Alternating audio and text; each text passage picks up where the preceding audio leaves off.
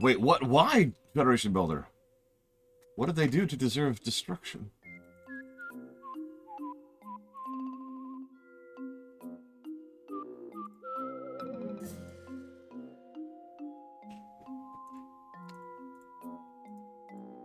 Okay, sorry. So.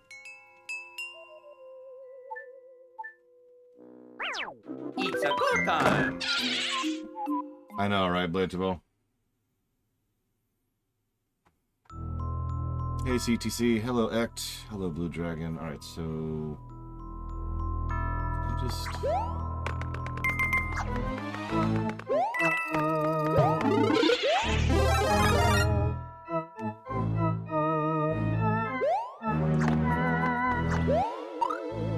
Can't quite make that.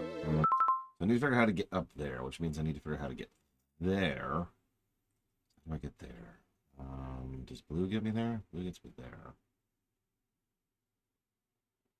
And nowhere else. Where does yellow get me? Sorry, it's a bit of a labyrinth.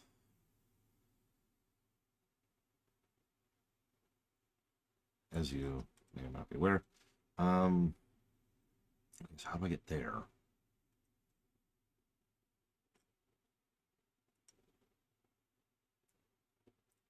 What's really funny is I've already found the secret exit twice.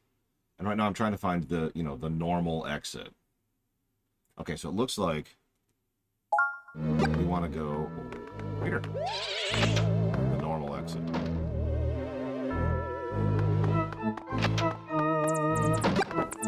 And left. Without a baby Yoshi. For some reason. Ow. Nice.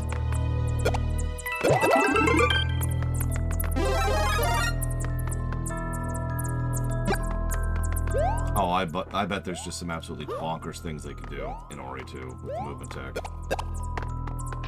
So I'm going here.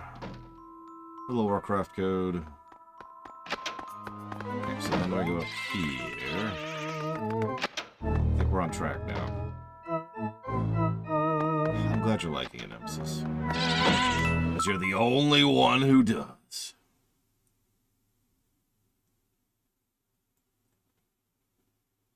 I'm being facetious, but only a little facetious. And then green. Yeah, okay, so we should be on track now for the regular ending.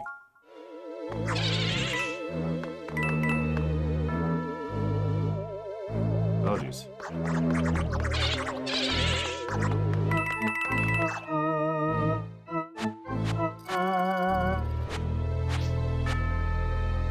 Mind me, Mr. Ghost. Oh, God. Oh, God.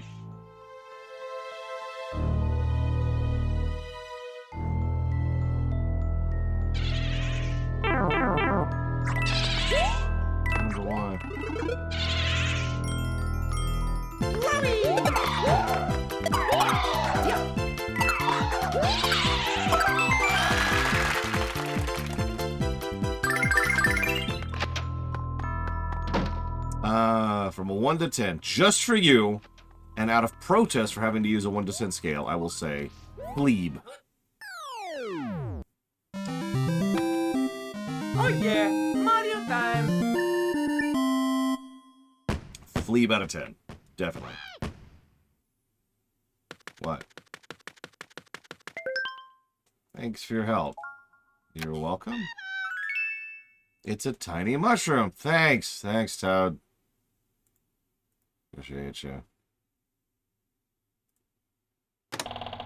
So yeah, to what Blue Dragon EXE just mentioned. So this is the Swamp World's brickwork. Now that I can finally show it up. Just look at that. Surprisingly detailed and very well animated, actually, while we're on subject. I'm so sorry, Walker. Let's go. I hope you can forgive me. Ah. How hyped am I for War Within? My God, we're on Yoshi's Island. Look at the foreground.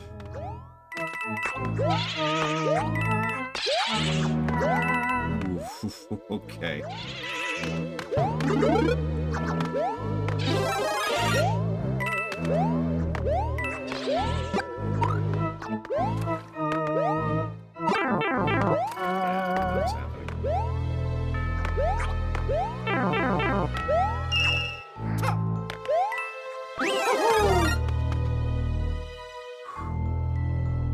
And that's why I like this game right there.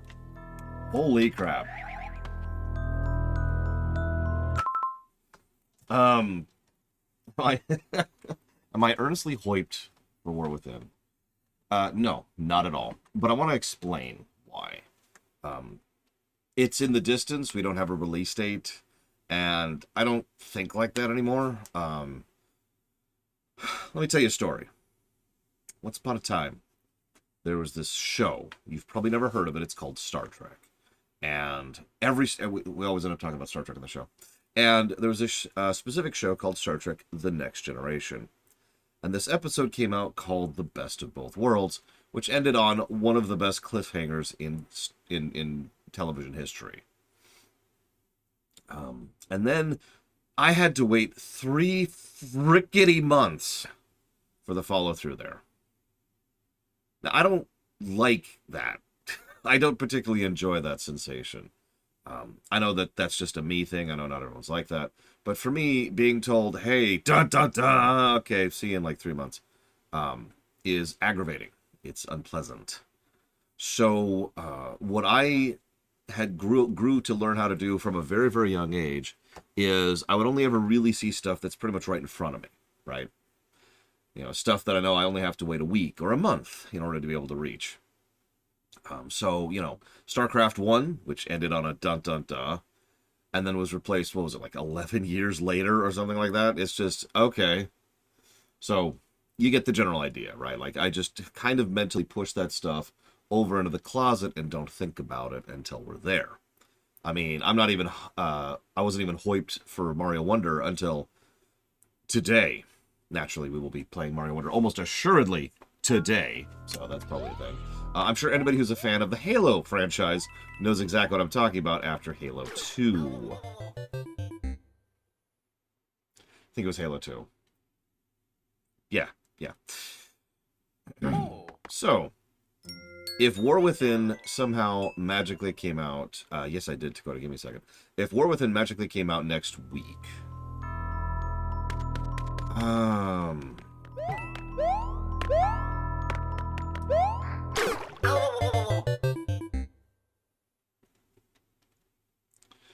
If War Within magically came out next week...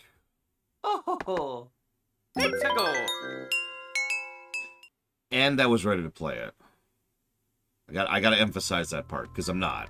If War Within came out next week, that would suck, because... Why are you not making this very simple jump? Oh, So let's assume I'm ready to play it, because I'm not. And let's assume that it's coming out next week, which it's not. But if we provide these two provisos...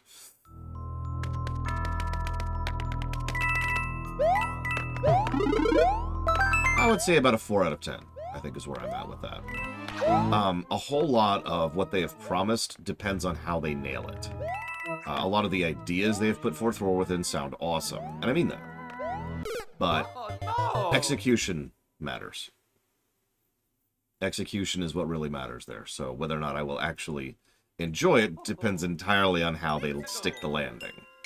And you might think, well, 4 out of 10 is low, and if you think that, then you've been paying too much attention to IGN.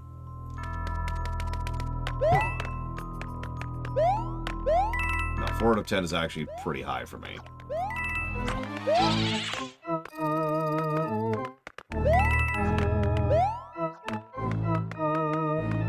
Yeah, how they copy FF14's trust system is going to determine a lot of that thing, because the trust system... I was actually talking about this recently. It's actually funny to me. So the trust system actually first came out in Guild Wars 1. Then it came out, and I'm pretty sure of the timing on this, in WoW. So, like, the first the first actual, you know, we really want to have NPC followers in dungeons kind of thing was actually a WoW thing. I know, this background's great. Then FF14 took that idea from, oh my god, that's disorienting.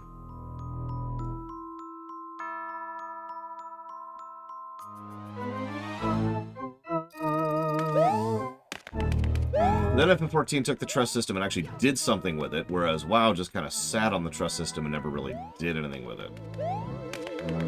Which is frustrating. So we'll see if they ever actually do something with it in the upcoming patch. Woohoo! This way. Well, actually, it predates that. They started using the NPC followers thing in Pandaria. Well, that's not quite true either. They've had NPCs following you since Kata, and they just classified them as pets. But actual NPC followers with AIs and scripts and party, like they would show up in your party window, that showed up in Pandaria. It was a great system, and I was very excited for it because something I've been angling for since quite literally vanilla is the henchman system from Guild Wars 1, aka the first of the trust systems.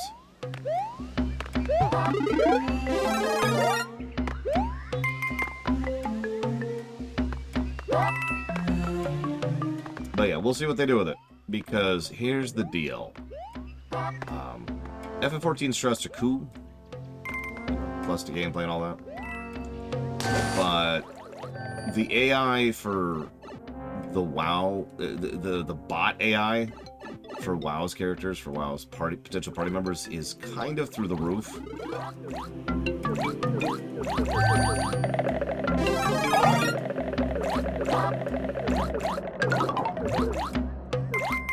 And the funny, it's so funny because WoW's AI is just miles ahead of FF14's, and I'm not even sure FF14 could do the same thing, like physically. But WoW has this great thing that they barely do anything with it, and FF14 has been expanding it into every single dungeon for several years at this point.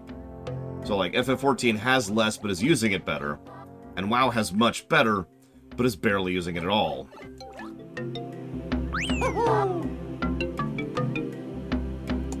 So we'll see. Thank you, Blue Dragon EXE, very much. Always. You give me a moment here. I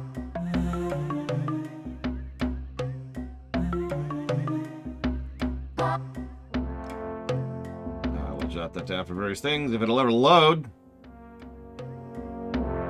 Here we go. Mega Man Battle Network, Pokemon Arceus, and the Zelda block. Thank you. Thank you for the support. I mean, yeah, pretty much. It's just... Alright, so... Listen, I'm not supposed to like FF14 or WoW. They both suck. They're both terrible. Which is doubly funny because we know FF14 devs play WoW. And there's a very strong chance WoW devs play FF14.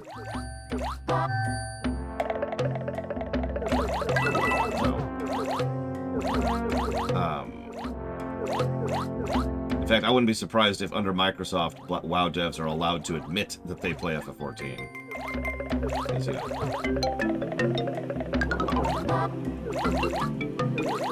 Anyways.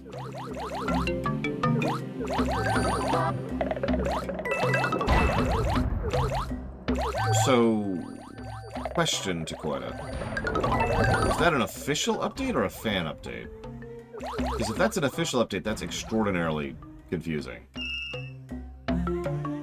Like, why would they do an official patch to such an old game that has no support in any direction?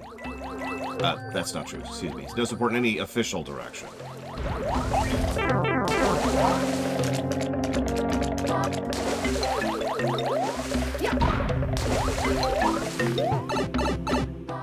Made by Petroglyph.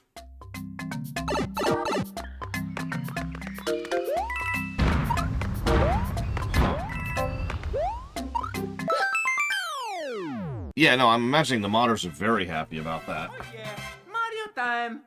It's wild. Nah, that was like a couple months ago at this point, Worker Code. I already commented on that. It doesn't mean anything yet. Yeah. We'll see if it ever does.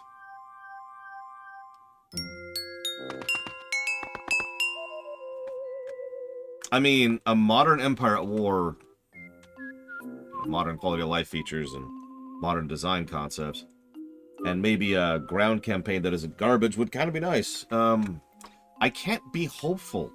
I'm too experienced to be hopeful.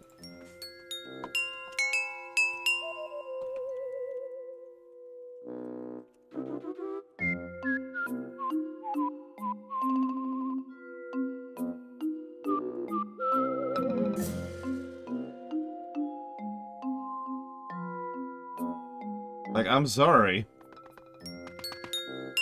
I will be happy when good things happen. I really will. But these days...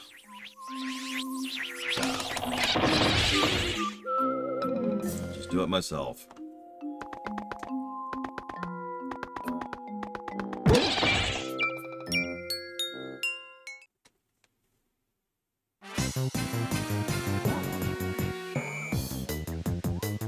Oh, Jesus Christ, Blade Triple, don't even joke about that. I wouldn't think that would happen, though. Yeah, exactly, CTC. Mostly because Metzen is back to being the mainliner for the story. And if there's one consistent thing from Metzen's storytelling, and this goes all the way back to Warcraft 3, it's not doing the Horde versus Alliance. Like, that was actually one of his sales pitches, no joke, for Warcraft 3, was it's no longer the Horde versus the Alliance. I don't know how many of you remember the marketing around Warcraft 3.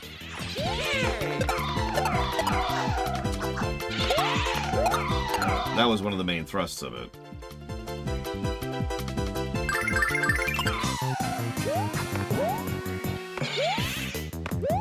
What do you mean, Mr. Red?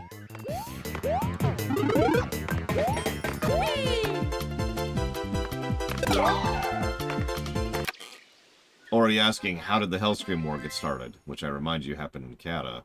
Actually, Wrath, but really, that was the thing in Kata. Exactly. There it is. Either way, you know who was in charge of Kata? Ion. No. Plus, not at all. WoW wasn't even a sparkle in their eyes when they were designing Warcraft 3.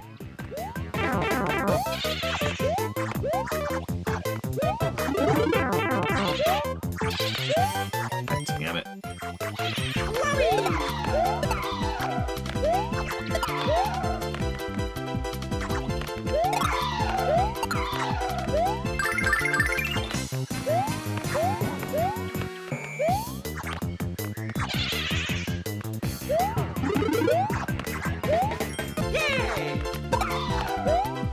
And death. Jesus Christ.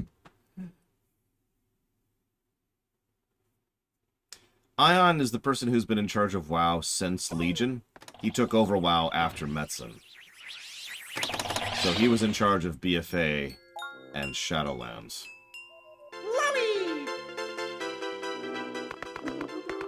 Which really should say everything it needs to. Just right there.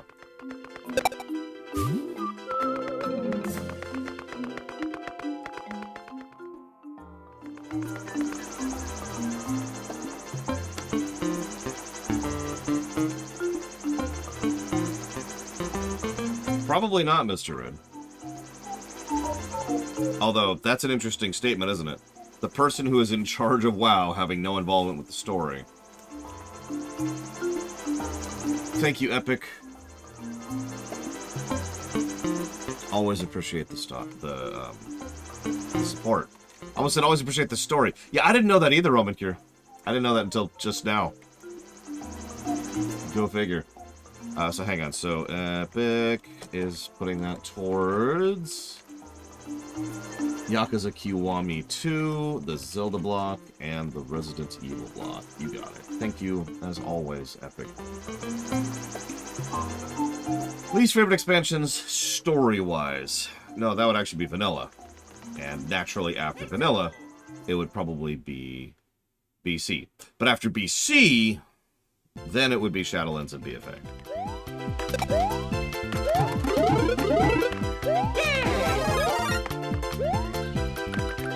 I mean, for all intents and purposes, Vanilla is an expansion, so...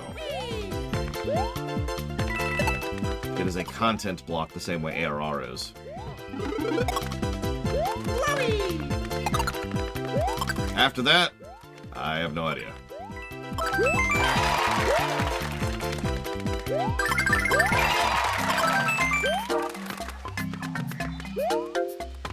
That's right, I have to run WoW Classic. Now, if you excuse me, I'm gonna go kill myself immediately to not have to do that.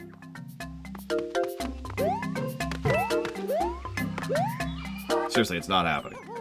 The only way I'll ever endure that nightmare, that absolute slogfest of boring, dull garbage, is if, like, you say, I'll give you $23 million if you stream this.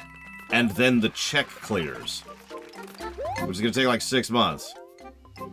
So you better give me that money first. Until I see that money, there's no WoW Classic stream happening, I'm just saying. Well, you noticed the very first power-up gave us a star too, Roman Cure, so yeah, probably. And considering we just fought a bunch of ghosts who all give us stars, that would track.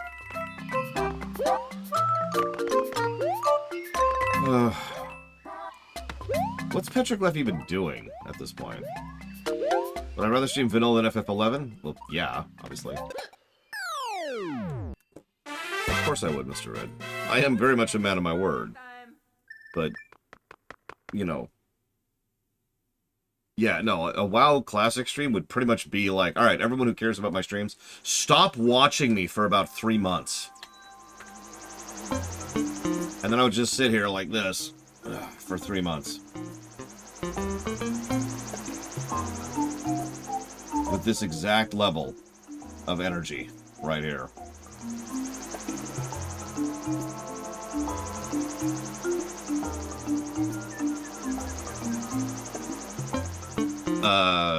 Well, I would recommend they immediately skip Vanilla and BC Columpalooza and go straight to Wrath. Because Wrath is the actual follow-through from Frozen Throne. New. Wrong document. There it is.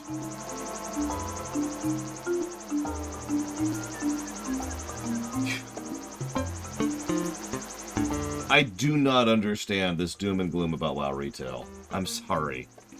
You can make fun if you want. That's cool. I have fun playing WoW. I look forward to playing WoW. In fact, I'm going to play WoW tonight, and I'm looking forward to it. We're currently going through Vashir. Which I know isn't exactly current WoW, but it is not vanilla. Hey, I gotta show off some chest. Just gotta get this thing going.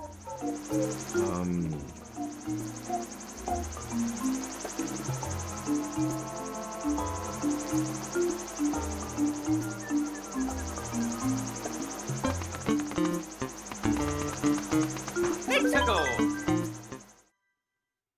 Anyways, point being. Oh, this level. Listen, if I was actually an attractive guy, I'm sure I could, like, leverage that to get more viewers.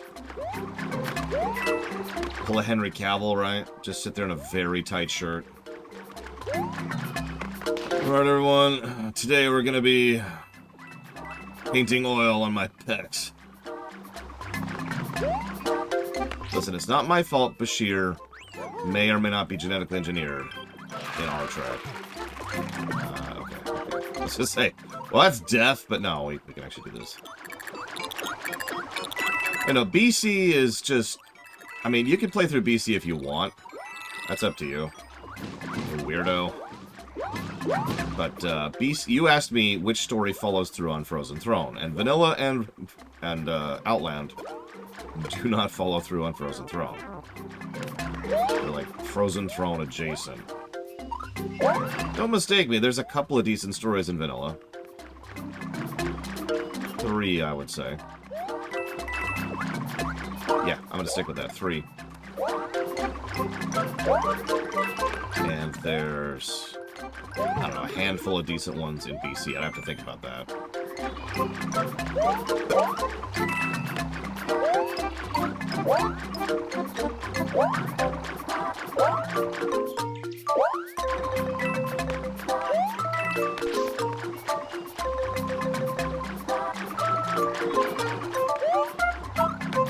Oh, no! So I was trying to read what Warcraft code said. My own fault there. Woman had her back, behind, in front of the screen, lying down on a mattress with her head, watching her screen. She probably makes a decent amount of money, and so Twitch is more willing to bend the rules to allow that to happen. Would I rather play WoW Vanilla or Guild Wars 2 Vanilla? WoW Vanilla. Guild Wars 2 Vanilla is garbage. It's total garbage. I'm sorry. I spit on it with so much vigor. In fact, Guild Wars 2 is so garbage, I've never actually finished it. To this very day. Every time I think about doing so just for the sake of completing it, I think about what it would actually take and how long it would be, and I immediately quit doing so. I should mention I'm only like a couple of zones from the end, and I still just cannot bring myself to do that. I hate Guild Wars 2 Vanilla so much. I'm sorry. I'm genuinely happy for anybody who enjoys that. I cannot imagine going back to that. There's a reason I put Guild Wars 2 down for years. Years and years and years. Now, I didn't really come back until the frickin' second expansion.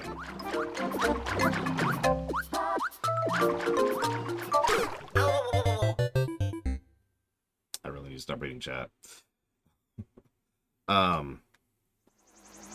Oh, just everything, Bladerfall? Does that answer that?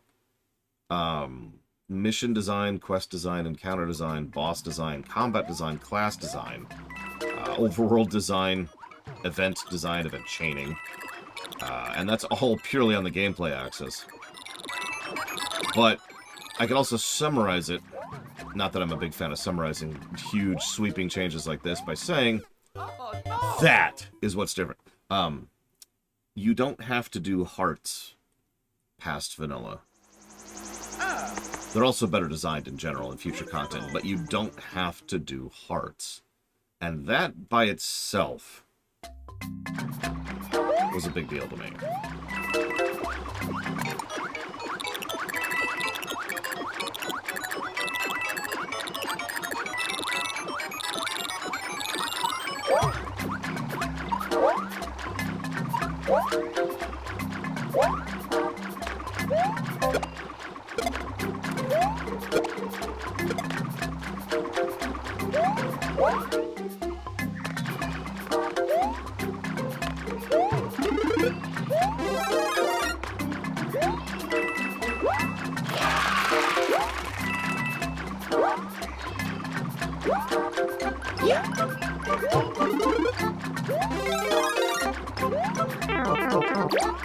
Well, that lasted 5 seconds. That's not true. That was probably less than 5 seconds. I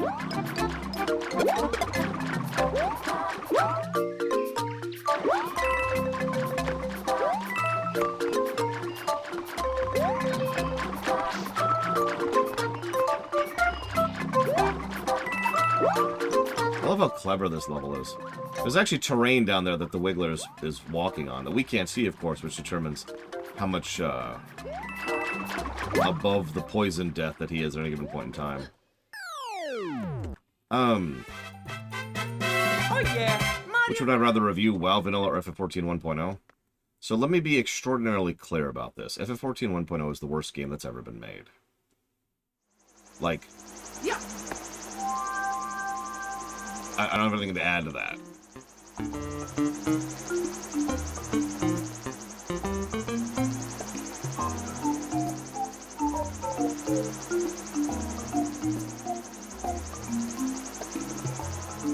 I know people don't understand that I mean that when I say that. They think I'm being hyperbolic, or they think I'm being facetious, or they think I'm exaggerating. But FF14 1.0 is the worst game ever made. Like, you know how people say that, I've said this even, that E.T. is the worst game ever made, but the thing is, E.T. is a game that, if you know what you're doing, you can beat in about 5 minutes.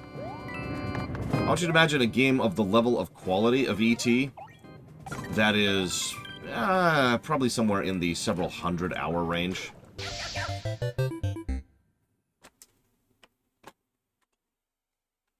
Like, something that was brought up recently when I was reviewing Super Mario Bros. 1 Go time. is that Super Mario Bros. 1 didn't exactly review well, but it did certainly review better than other games would prior to it. But that prompted a separate thought discussion, because games that have more meat on their bones have more potential for more bad. Or put very, very simply, A 5-hour game that's terrible is not as bad as a 20-hour or a 200-hour game. That is terrible. So FF14 1.0 is every bad game design decision you've ever seen. And also it's extremely long and never gets better. No memes, no jokes, no exaggerations, no nothing.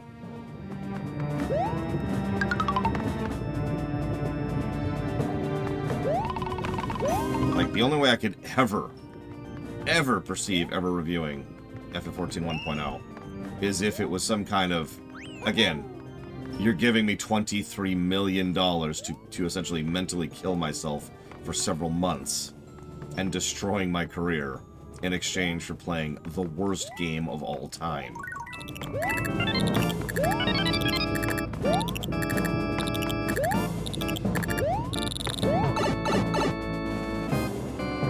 Yeah, imagine if Secret of the Stars was the length of WoW.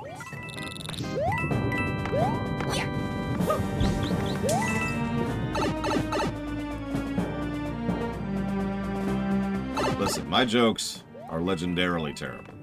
But I'm not joking about this one. FF14 bad. Moving on. Oh yeah, can't cheat either. That's another thing. Imagine if you also didn't have access to cheats to try and smooth that over. No cheats. No nothing.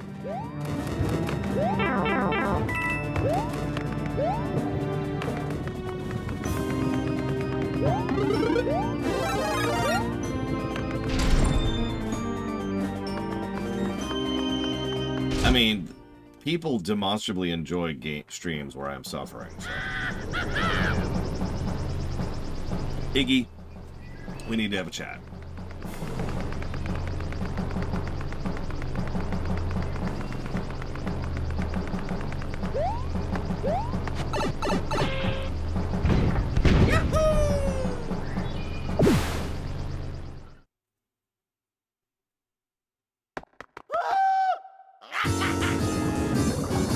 Why would you deliberately... Okay. What? Oh my god. Okay.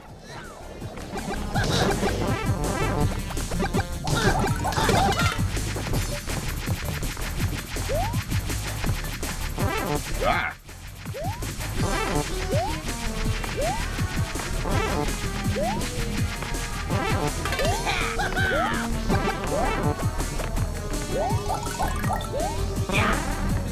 But which ones, Ryman? Which ones?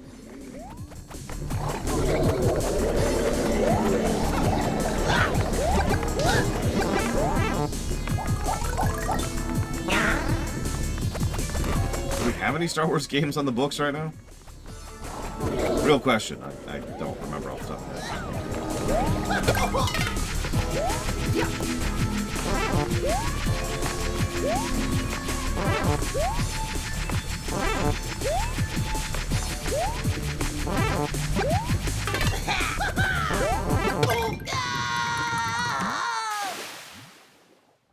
Mario number 1! Woohoo!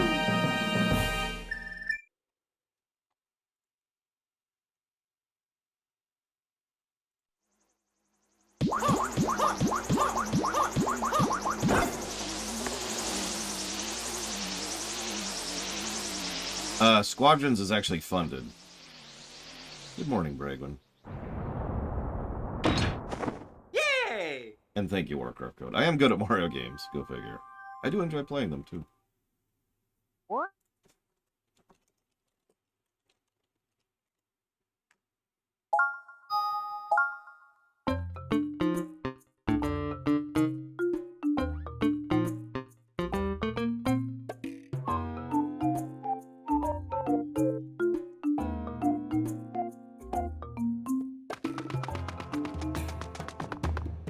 Oh god, Act. I'm ready. I'm ready. Of course you would. Everyone would pick a PS5. I give up. You're fine. You can have your PS5, and I'll have my good games. How's that sound? Let's go! Christ. I give up. You win.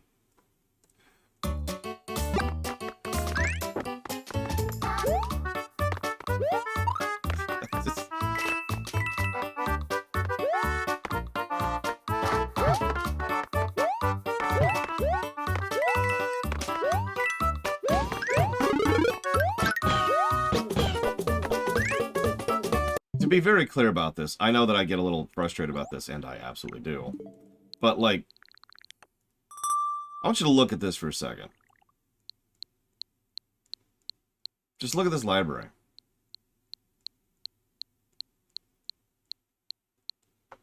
This is why I like the Switch. Right here. This is why I like the Switch. It's the same reason I like any console ever. It's library. I don't give a good goddamn if the PS5 is somehow the most amazingest console in the universe that gives you a blowjob every time you fire it up, if it doesn't have games for me to play on it. Oh. Let's go. And right now it has, I want to say 2? Both of which are likely to come out on the PC later.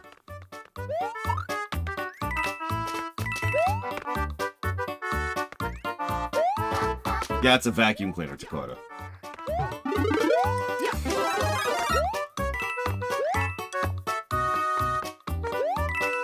Now, let's flip this around for a second. Because right now we have to deal with exclusives, which I myself am against. What if we were to magically get rid of exclusives? What if every game came out on every console?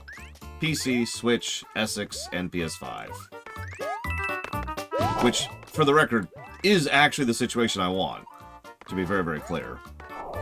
Let's also assume that let's remove the PC from that equation, because that's just a gimme at that point. So, you can play every game on the PS5, the Essex, or the Switch 2. Just to keep things modern here. So, which do you go for? And if applicable, why? The Microsoft Series X, aka SX. I call it Essex because, of course, I frickin' do. It's literally SX. Like, I don't know what you want from me. Oh my god. Fireballs. I was actually just thinking the same thing, Yura. I need to jot this down as mountains. Yeah, other people tend to call it the sex box. I prefer the Essex. I think it sounds cooler, and it's still indicative.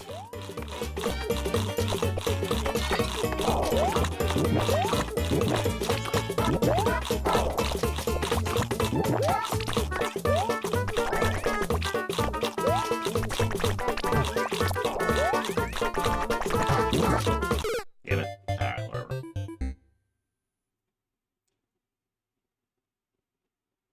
Now, I will freely admit, I would still pick the Switch. But you know why. Let's go. Switch and PC. If Switch could play everything and PC has everything else, then I'd be happy with a Switch and the PC.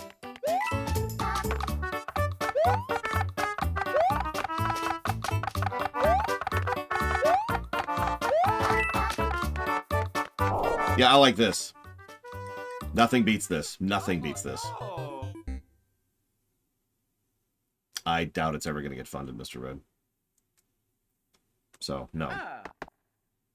Let's go.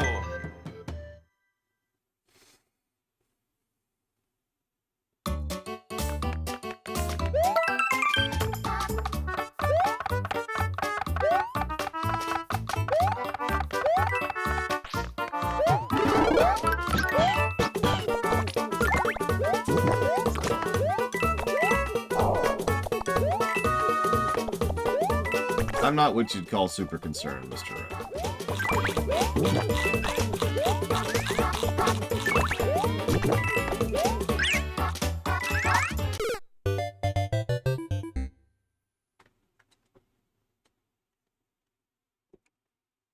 For Nintendo's financials?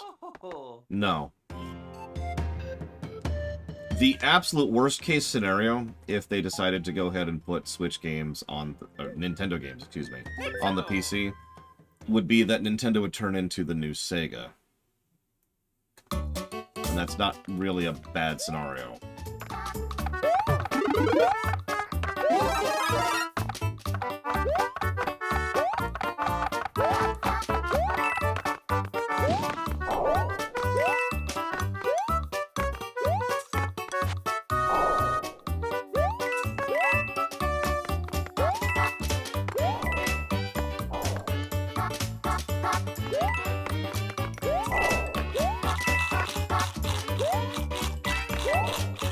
Oh, honestly, and this is gonna... I mean this with absolute sincerity.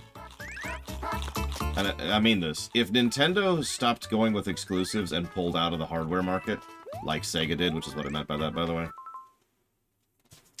then I guarantee you Sony and the PlayStations would get worse. 100% guaranteed. Probably wouldn't even take that long for them to get worse.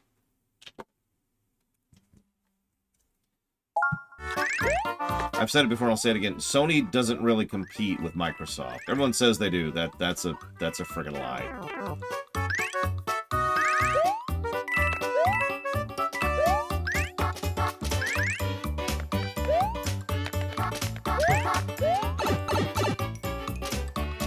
I don't know, Colin Peluso. Why would the only, at that point, the only major console gaming maker who has a proven track record of being terrible when it comes to their own practices because Sony is awful, get worse? Like, I don't know. Why would giving a major company a monopoly be a bad thing, Colin Peluso?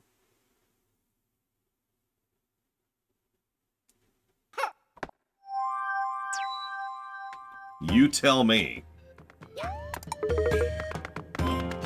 Nintendo.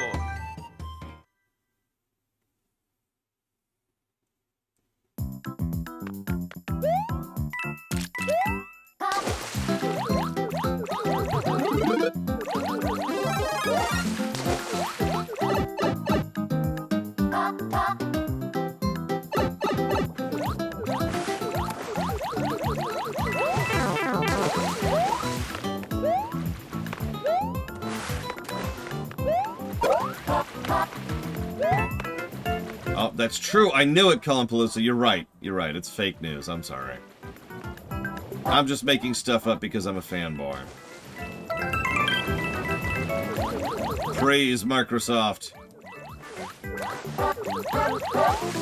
Actually, it's funny you say that. Have you ever wondered why so many companies constantly strive to be monopolies, even though there's always pushback against it?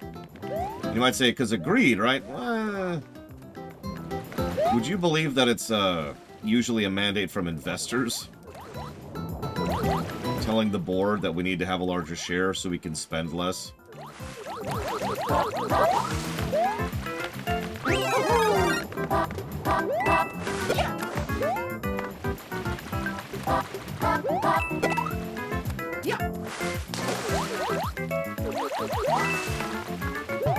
Could not believe I dodged that.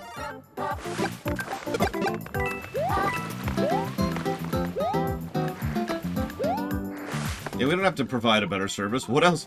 Where else are you going to get your services from? Oh, that's right. Nobody.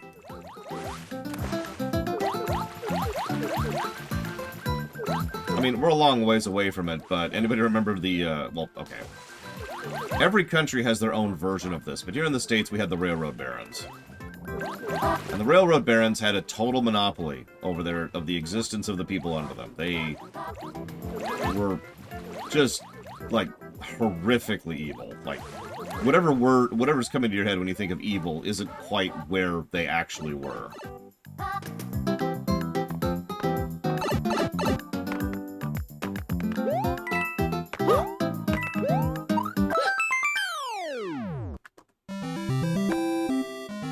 When you have the power to call in the state government's military to union bust, maybe something's wrong.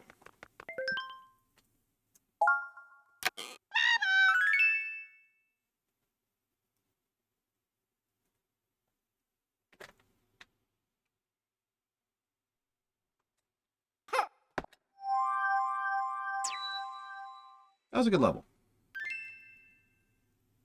Oh.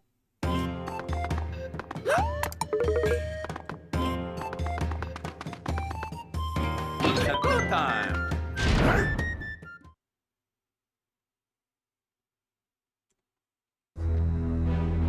Yeah, we don't want to be unfair to the corporations there, Warcraft Code.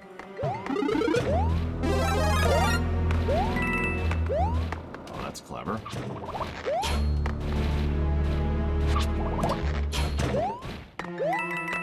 So I'm going to derail this a little bit into slightly less polemic territory. How many of you have ever seen Star Trek The Next Generation? Any of you? Nobody? Okay. I know. Star Trek. But I swear there's a specific reason I'm bringing this up, not just because we always talk about Star Trek. That's why, right there. Because, during the Trek lore run, which I've been doing recently, we were going through the episodes leading up to Redemption, if you're familiar with that. If you're not, sucks to be you. I never realized before the interesting distinction between Duras and Gowron. I've talked a lot about Gowron over the years, for obvious reasons. He's a major character who has a lot of good screen time and a lot of story significance. Yeah. But what's interesting is Gowron will consistently use the carrot. You ever notice that? He will almost always be like, do this for me and I'll do this for you. Which sounds basic, but then when you think about it, that's probably what puts him ahead of the pack when it comes to Klingon politics, because most Klingons say, do this or else I will do this to you. The stick approach. Duras is exactly like this. In the episode Reunion, Gowron reaches out to Keeler and says, hey, could be a really good position in it for you if you swing my way. And Duras reaches out to Keeler and says, vote for me or I will kill you.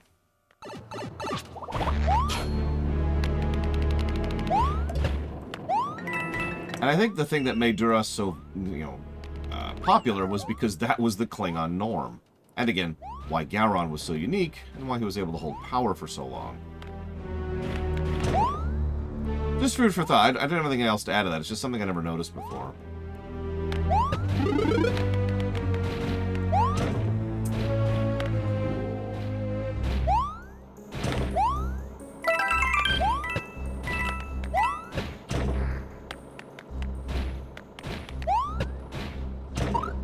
When I say vote for me or I'll kill you, I usually mean like he, he had a sword right there, like ready to go. He's like, I'm gonna kill you if you don't vote for me.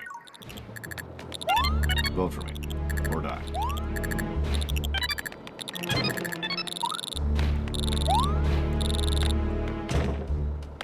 Even Duras was beholden to Klingon politics, though. So when Worf showed up and said, yeah, I challenge you to a duel, Duras actually had to accept, even though it was in his favor to not. Go figure. Well, you probably haven't been listening to me, and I don't blame you, because why would anybody listen to me, Federation? But some episodes we watch in full, and some episodes we do the skipping thing, where we kind of skip through it and I kind of discuss it in brief.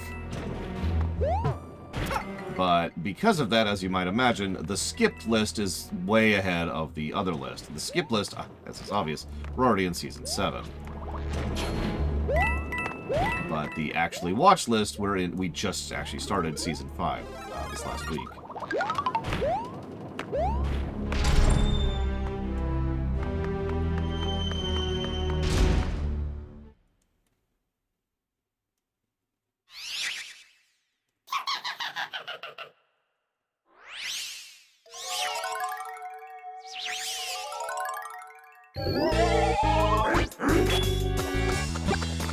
Okay.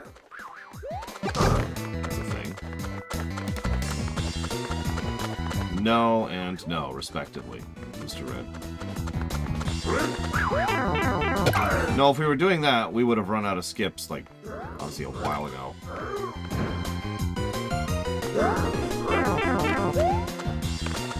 Oh, shoot.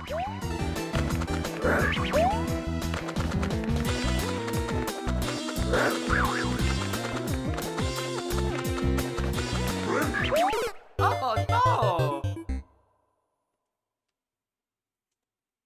Sega, last I checked, didn't have a better frame rate, but what do I know? Alright, who killed the bot? Let's see, who did it? Who did it? It was actually Noctis. Holy crap, Noctis, how could you?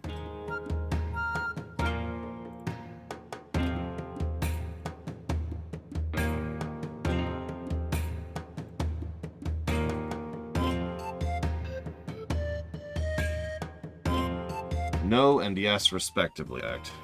It's a go time! Yes, Blade to Vol. Well, no, like I said, Federation Builder, if we... What would happen if we were actually doing skips alongside what we're watching is going, alright, well, we don't have enough time to watch an episode tonight, and we're already caught up on skips, so that's it, good night. And that'll be the end of Star Trek for that night. A more horrible fate I cannot imagine.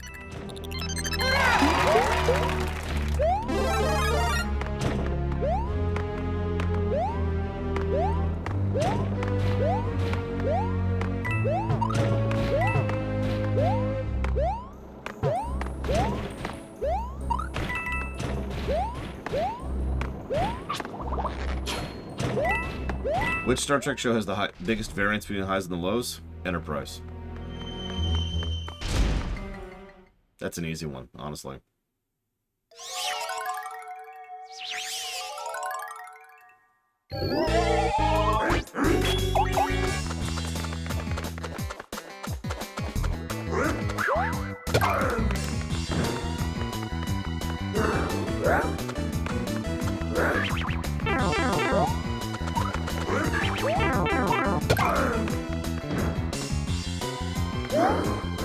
Oh no! Well, I mean, Enterprise is first, and then every other Trek show is tied for second. No, seriously, think about it for a second. Every other Trek show has the exact same pattern. Really, really bad episodes and really, really good episodes. And it's a pretty even spread. In fact, it would actually probably go TNG, DS9, Voyager tied, because all three have 7 seasons. And then TOS last. Simply because they only have 3 seasons and therefore less spread.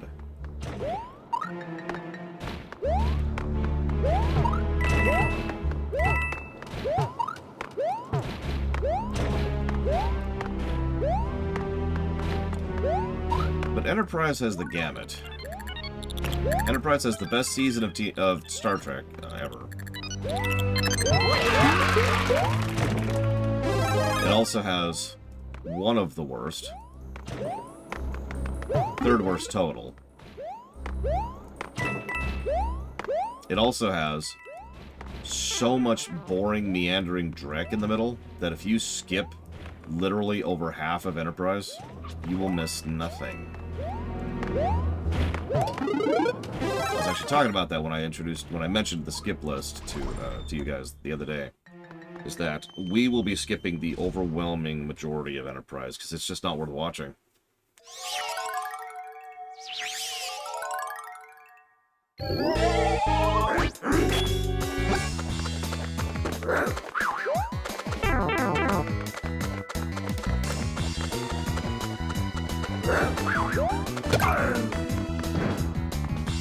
What the hell is potato spices, Europe?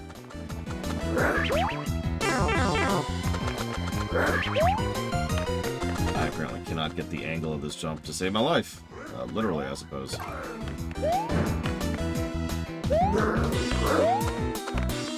Congrats, wildcard? Sounds like a congrats.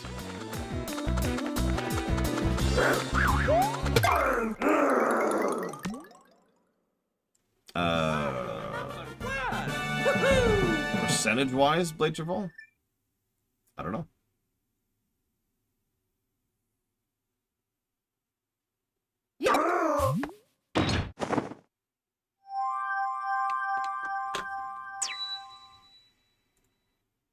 What? Man, do it, wildcard. Celebrate. You earned it. So let's see. 3, 4, 5, 6, 7, 8, 10, 11, 12, 13, 14, 15, 16, 17, 18,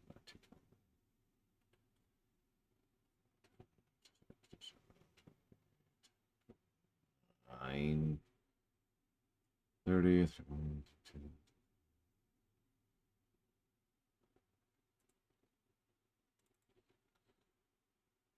I have no idea, Pastor Muppets. I'm up to 37 episodes we'd skip in Voyager so far. I'm up to season 3. So maybe Voyager would have a higher percentage. I don't know. I'll tell you this much, we're probably not going to watch any of Enterprise season 1 or 2 or 3, with the exception of maybe 3 episodes in that whole bundle.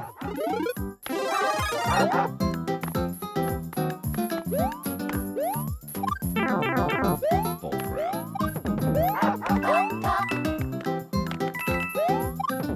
Yeah, we won't watch the first episode because it's not worth watching. And we won't watch any of season 1 because it's not worth watching. And we probably won't watch any of season 2 with the possible exception of the Borg episode. That's 1. And then we will probably watch Shuttlepod 1. So that's 2. And then we will probably get hit by that squirrel. And then we'll probably watch the final episode of season 3. And that's 3. Oh. There's lots of decent stuff in season 1. Do you think decent is worth the time, Leiterval?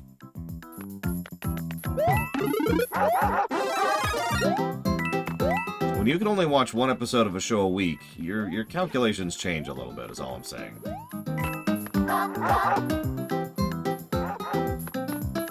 And you start to think, what's really worth that time?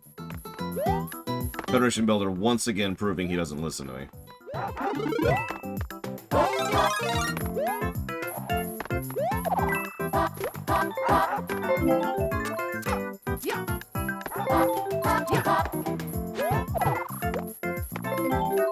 God damn it, game.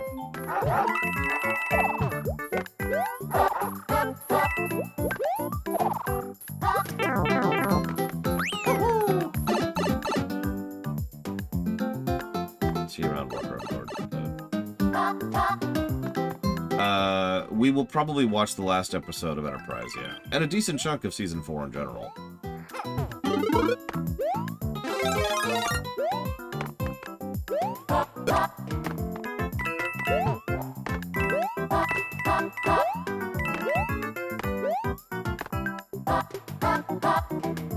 That's true, Yura, but something I've discovered is, let's say there's an episode that's either meh or bad, but has a good character interaction.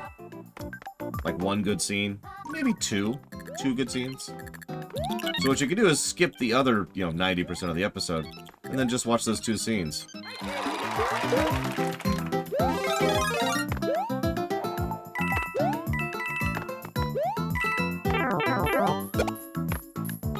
That's true, Federation Builder, and I agree with you. And they will just have to miss out on that, because neither of us really have the time or inclination to watch disinteresting episodes solely for the sake of getting across the idea that they have good chemistry.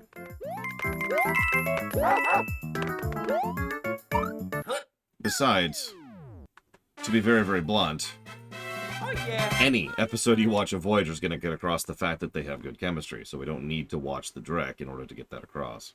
Hi, Ross. Yeah.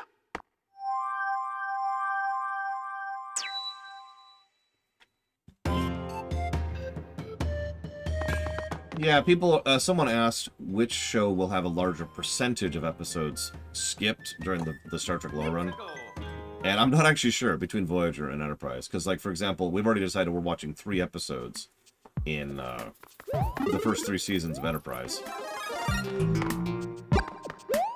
Which is not a lot. But then again, I couldn't find a whole lot of episodes in the first 3 seasons of Voyager we'd be watching either.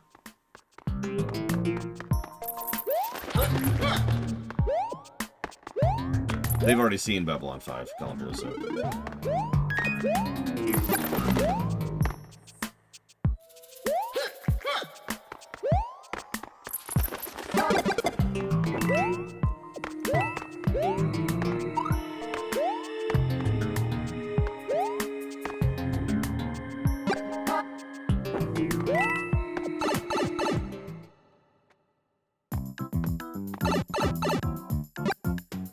God damn it.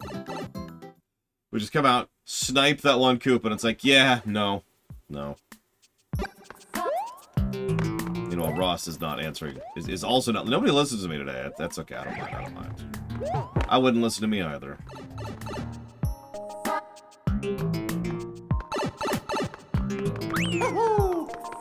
You know, honestly, when I went back through for the ruminations, I would agree that Enterprise is better than I remembered. That's just not saying that much.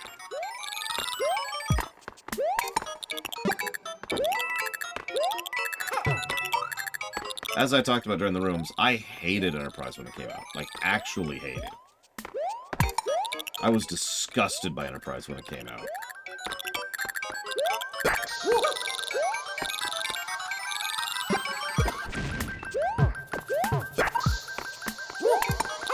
I'm just not doing well mentally, Dakota. That's really all it is. I don't know what to add, but-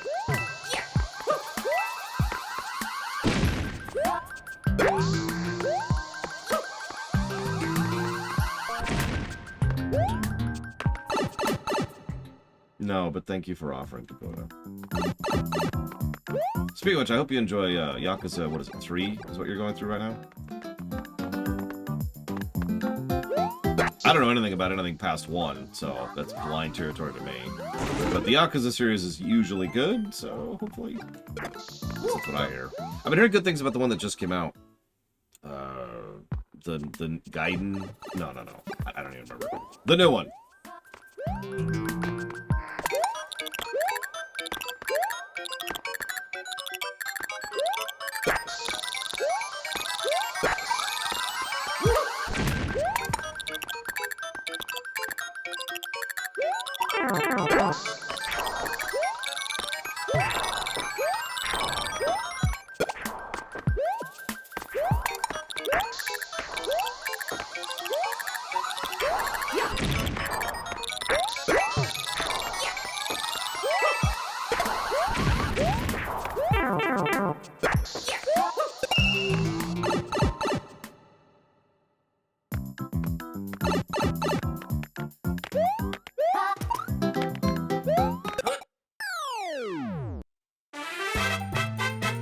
Oh yeah, Mario time. Well, first of all, there's the first episode under it. Have you? No, of course you haven't, because you're still in TNG. Hey, Mr. Red.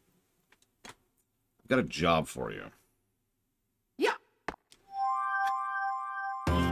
So, there's the first episode of Enterprise. Enough said, really. Like, I feel like that speaks for itself.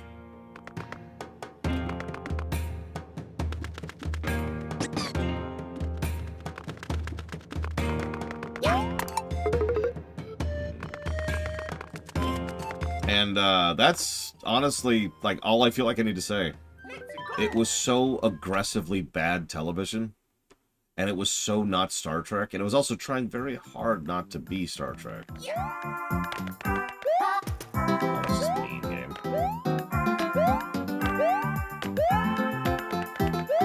Like, I know it doesn't really matter from a perspective of now. But at the time, the fact that they were trying so hard to be like, no, this isn't Star Trek, this isn't Star Trek, was just kind of like, what are you doing? What are you doing? It's not Star Trek! You know, it's interesting you say that, Ross, because by memory, I would take Caretaker over Broken Bow. But I haven't reviewed either episode, and I haven't seen Caretaker since I ruminated on it, which was Oh, like 11 years ago at this point. let's go. So I'm not sure if that's actually true or not. I can't say that with certainty.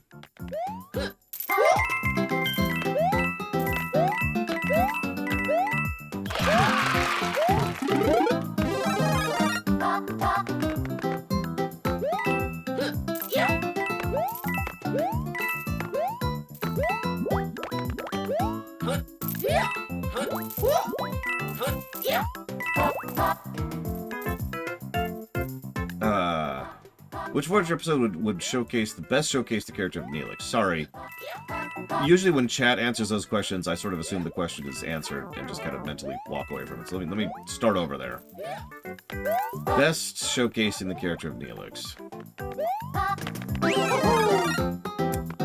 So there's a couple of ways to take that.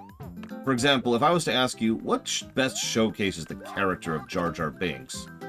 You might think, oh, well, something garbage, because Jar Jar Binks is a garbage character.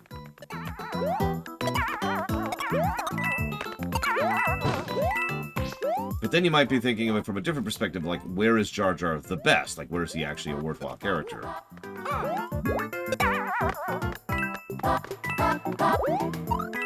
So, the episode to best showcase Jar Jar, wow, Neelix at his worst. I don't even remember the name of the episode. I want to say it's, nope, I don't remember it. It's, just pull up my episodes right now. Oh yeah, Mario time. Pretty sure it's season 2. Pretty sure. Voyager season 2. Projections? No. Parturition? Is that it? Yep, it's Parturition. Yeah, it's the one where he and Tom fight over Kess. Which is exactly as terrible as it sounds. That episode is just so bad.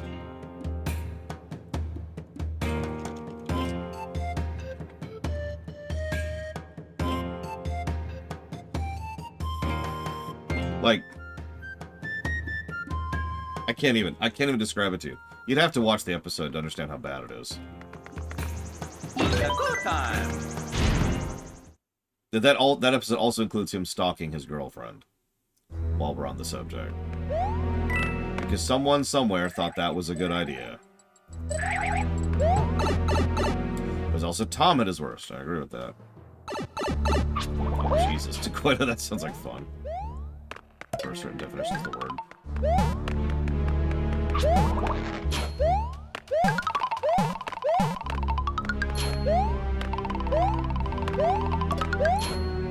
Yeah, season 2 is the worst season of second worst season of Trek for a reason.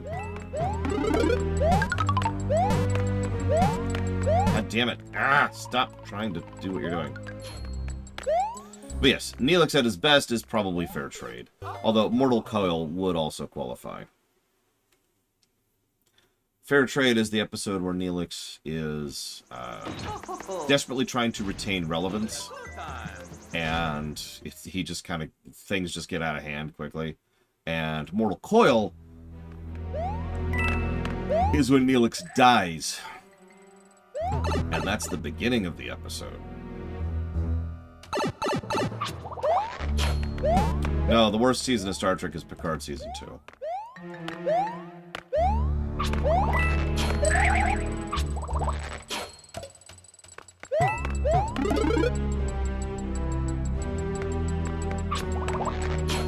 Look, I'm glad that there are people who like Picard, and I'm glad there's people who like Picard Season 2. I'm not one of those people. Oh, okay, so okay. All I'm saying is that Mortal Coil was a really good character piece. And Ethan Phillips acted his heart out over that. And I'm always a sucker for good character pieces with good acting.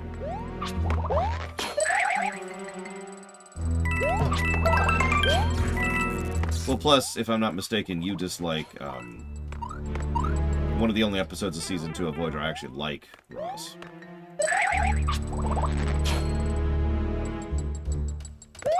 That's a good question, Suffocum. I don't actually rightfully know. Death Wish, that's it. Thank you. God, I need to...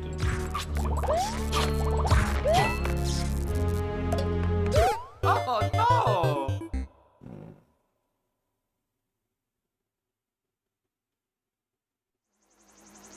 Oh. Alright, so I'm gonna AFK for probably about 2 or 3 minutes. I'll be right back. Oh yeah, that's another thing. I'm not actually a huge fan of the thaw. I mean, it's good, don't mistake me, but like...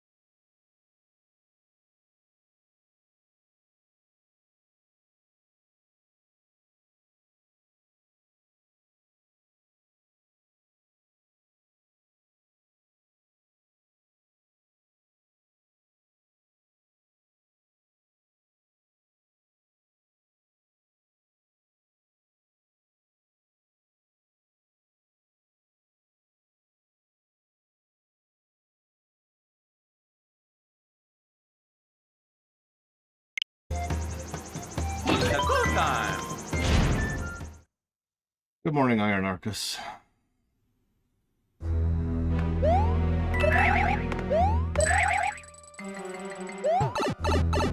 Not even now, I'm just boiling. Too freaking hot in here. Just too freaking hot. The next time the air conditioning guy is over, I need to actually ask him if I could shut down that vent. Just completely remove it. How feasible that is, you know? Because it is just so hot in here.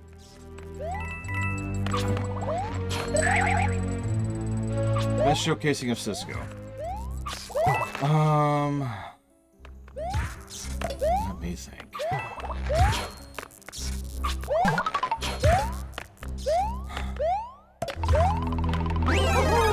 Maybe covering it up is the answer, Savako? I don't know. I can ask my sister if she still has any of those magnets we used for her classroom. Oh, sure. That's cool. We've got so for perspective, we have a ceiling vent, which is just pumping heat into my room. I also have an air conditioning unit in the window, which is pumping cold into my room. And you pretty much see the problem immediately.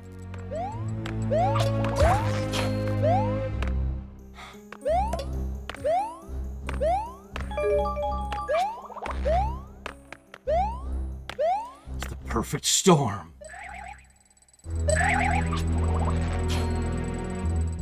It's the line for the trailer.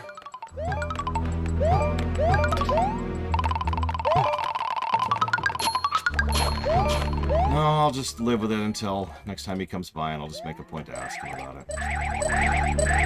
For now, we're just gonna go coatless. It is just too hot to do otherwise.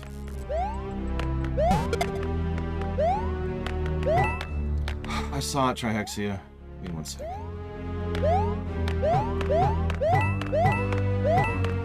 Really? Where's my power-up? There we go. Thank you, Unicorn Scotch. I do always appreciate those subs. Thank you.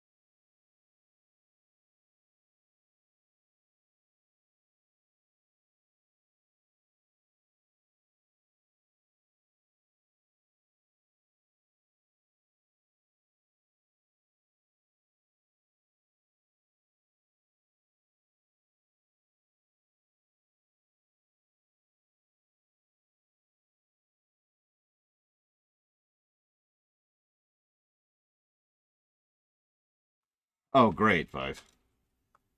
Well, what I would ideally love to do, like, most AC vents have a frickin' chunk that just shuts the vent, right?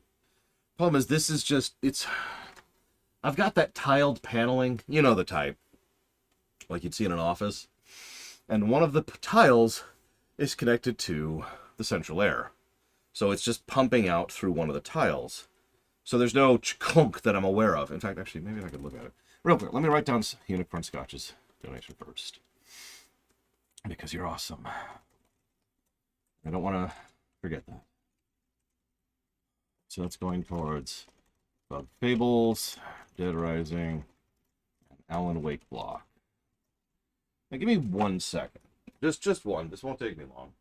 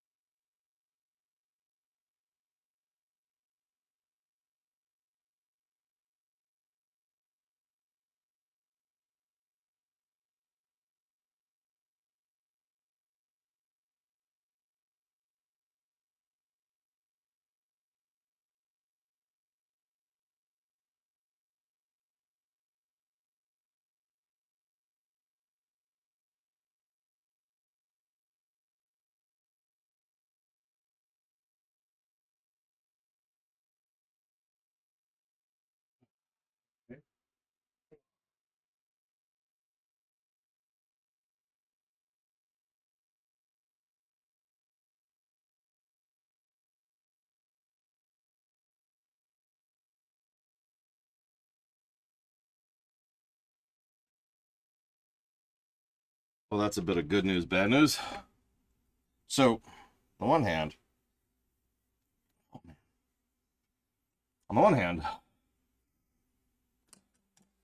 it is definitely connected to the pipe. I know that's the wrong word, and I don't care. You know, the actual vent, the tubing. So that sucks. But on the other hand, it looks like there are actual slots in there, in the actual, in the panel. But on the other hand, I didn't see any controls for that. No ability to close it down. And as much as I love ruining things, I think I'll wait at this point. I was hoping for kind of a quick solution that I could employ. You know, just a quick, hey. Now here's the really messed up part. You ready for this? Warm air wasn't coming out of it.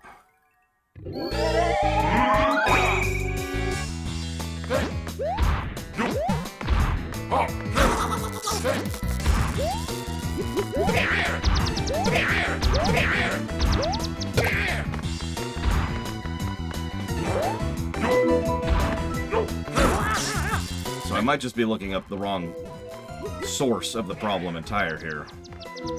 There was air coming out of it. I can't imagine they don't have the heater on. It's like 6 degrees out.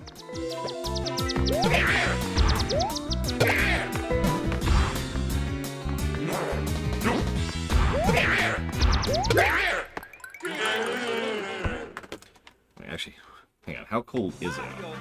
Double check our figures here. What is the temperature right now? It is... hang on.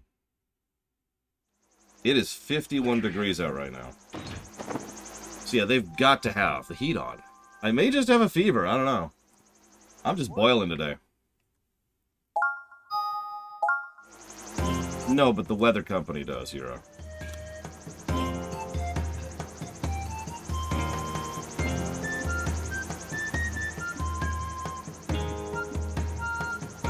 Good advice. I am damn taught Gigapudding, and no one would ever want to watch me, as you yourself have attested to.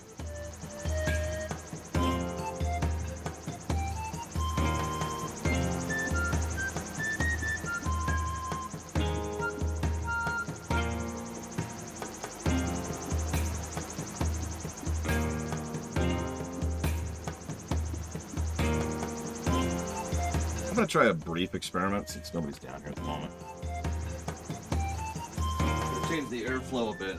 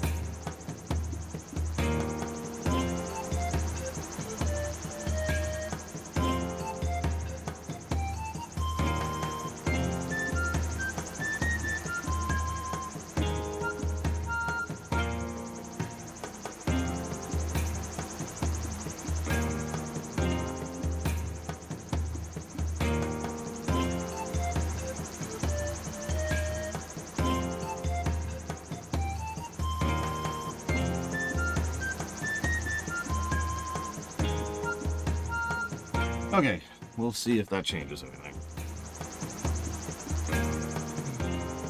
Look, it's not my fault you don't like watching me, Gigapudding. It's my gun's fault! Because I know you just don't watch me because you know your husband would get super jealous, right?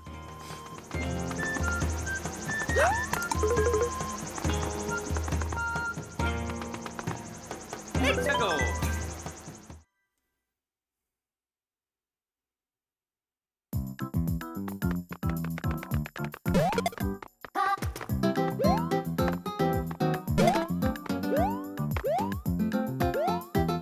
There's another thing YouTube's useful for. Go back to what we were talking about yesterday. Figuring out how to install stuff on your computer. Also a good way to break your computer permanently because this is YouTube, but, you know, whatever. Why are there gears in the mountain? What is this, a Titan facility?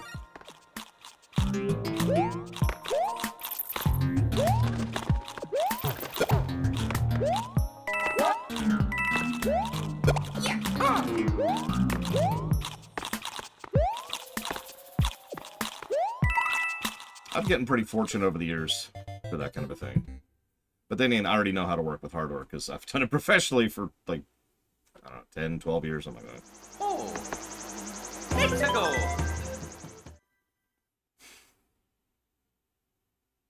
Oh my god, it's Smithy's place. Speaking of Smithy, I'm gonna spoil the hell out of SMRPGR.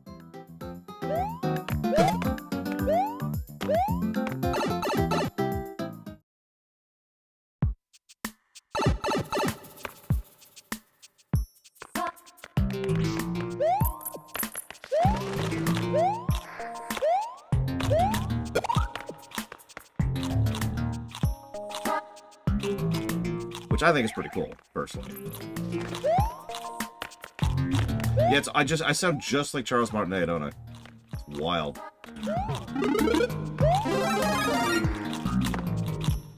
In all honesty, all I will say is that they changed around the Smithy fight slightly. And I do mean slightly, but just enough that there's some implications there. And that's actually all I'm going to say. Yeah. Oh no. That's death. That's what we call death. Oh ho ho. Let's go.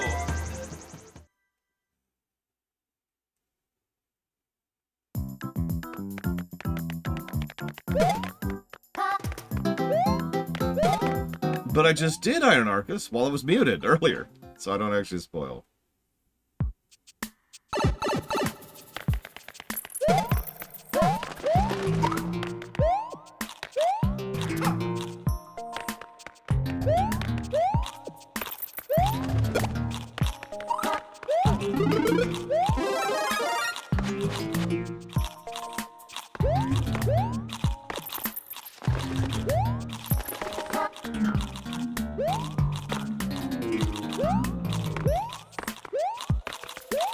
All I'll say is that one tiny change definitely means it's a proper remake, and we'll be doing a review of it next, actually.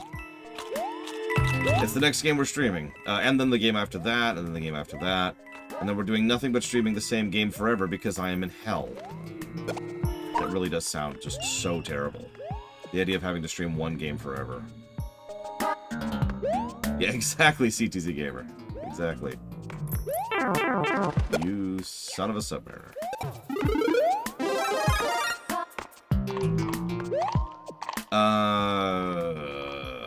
So a pre-existing remake, Noctis, but then I want, like, I get to add something to the list.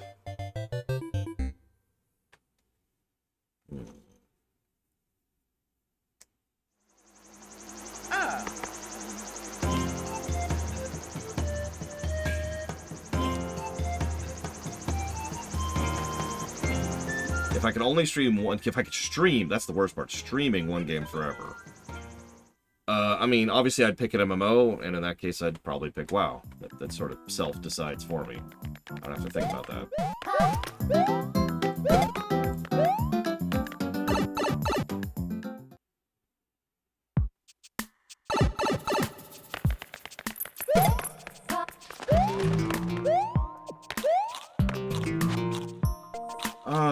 Okay, so let's think about proper remakes for a second. So we've got Pokemon Gen 1, Pokemon Gen 2, FF4, arguably FF7,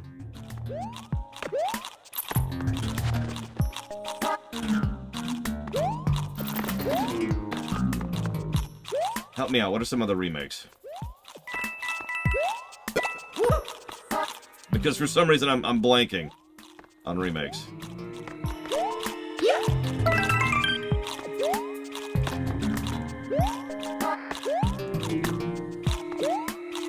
Lufia 2. Yeah, no, that does qualify. Sadly but surely.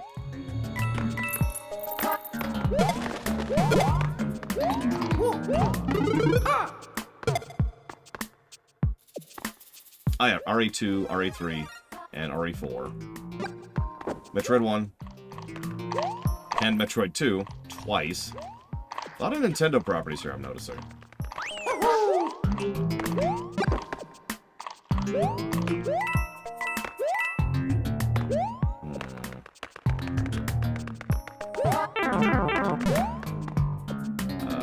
Well, this is my life now.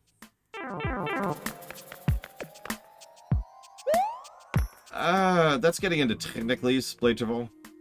Because that's certainly the intent, but I'm not sure if that's the result, if you know what I mean.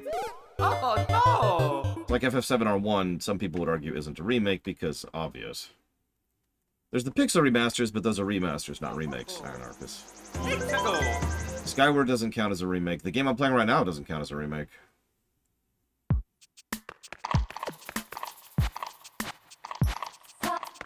SMRPGR doesn't count as a remake, while we're on the subject.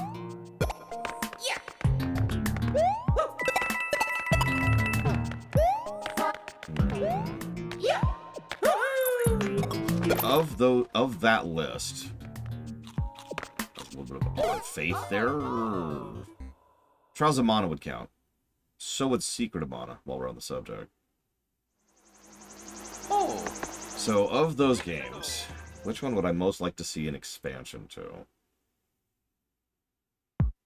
Oh yeah, Mario 64 actually had one too. Forgot about that. Oh, no!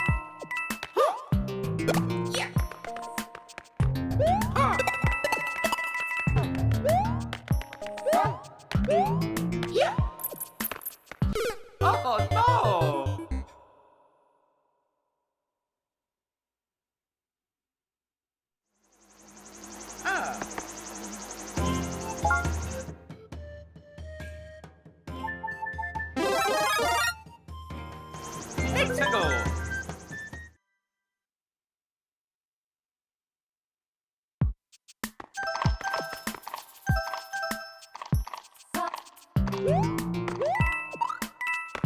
Majora does not count, no. Zelda 1, Zelda 2, Zelda 3, which is NES, NES, and SNES, respectively. And I'm not sure past that point, Walker. I just know those three.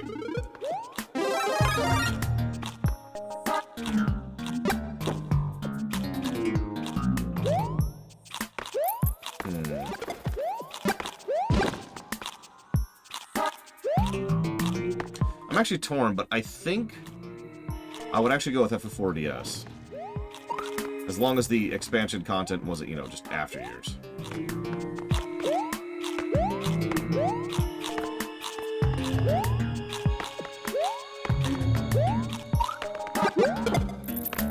Oh yeah, I forgot about that. So Mega Man 1 and Mega Man X1 have both gotten remakes too. I forgot about that.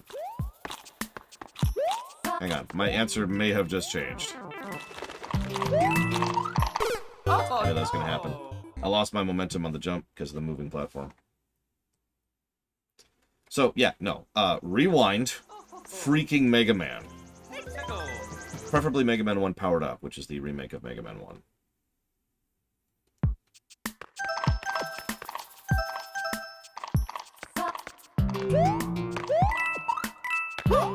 In fact, make an expansion of Mega Man Powered Up. That's just Mega Man 2 in Mega Man Powered Up. I mean, the idea of running around through the levels playing as Heat Man just sounds cool to me. Or Quick Man. Flash Man would probably be hard mode, if you think about it.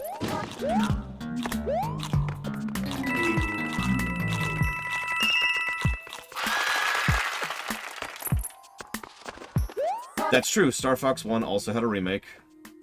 Can't forget that one. What is Black Friday? That's, as with most historical questions, that's more complicated than it sounds, but here's the summary.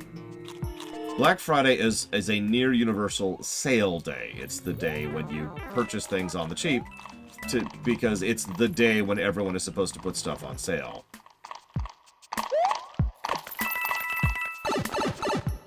It sucks. Because, like, the idea of a universal sale day isn't exactly terrible, as Steam could tell you, because Steam does their regular sales, and that's usually a good thing. Mario time. But the problem is, What most actual companies, especially Amazon, will do with Black Friday is they will use it as an opportunity to offload all of their excess stock that hasn't been selling. So the stuff that isn't selling, they're just like, here, get rid of this crap, get rid of this crap. And they're just trying to make a buck on whatever's left. And they always like couch it like, oh man, it's super duper mega cheap, to try and convince people who wouldn't otherwise buy it to be like, well, it's 75% off. I mean, that's a... I don't know. Should I? Shouldn't I? Debate. Oh, God, that sounds really cool, Blade Interval. Oh, my God, I need to make that a thing now. Anyways. Yeah, it should also mention that as much as I put a lot of the blame for Black Friday on companies, as I often do, we are to blame for that as well, because Black Friday is basically an institution at this point. It is one step away from being a national holiday. So people expect deals and bargains on Black Friday.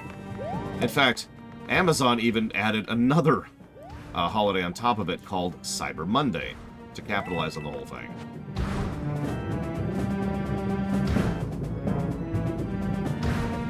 Do I think Amazon is evil? Yes. Do I still buy Amazon stuff every day? Yes. Do I have other choice in the matter? No. Is this part of why Amazon is evil? Yes. Any questions? I mean, I use Google products every day, too. Google's pretty messed up, if you ever look into it. I don't recommend doing so. There's nothing you can do about it.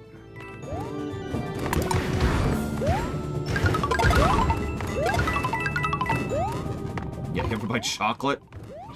We live in kind of a messed up world. I'm just gonna lay that out there.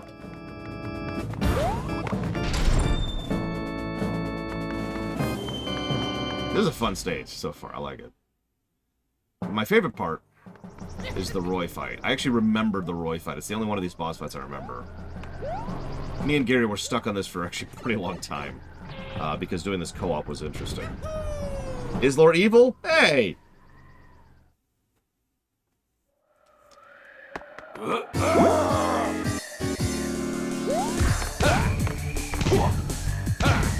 He's just got a freaking bullet bazooka.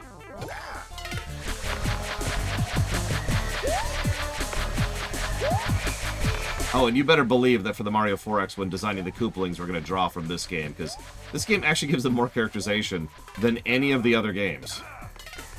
Even the RPGs. Just in their presentation.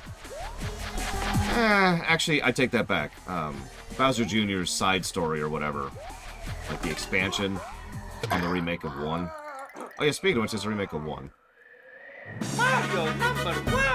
Woohoo! That's a good question, Colin Peluso.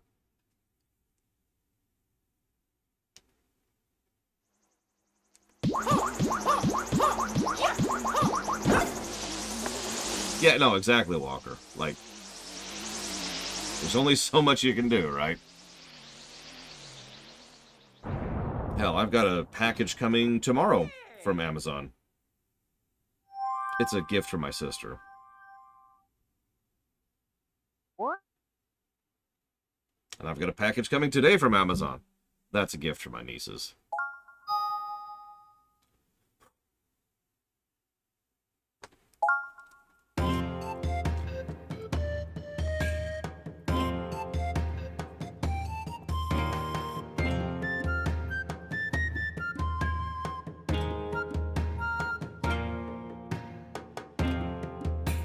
All right. I believe we have, yep, one last world before we get to the end. See how long this takes us.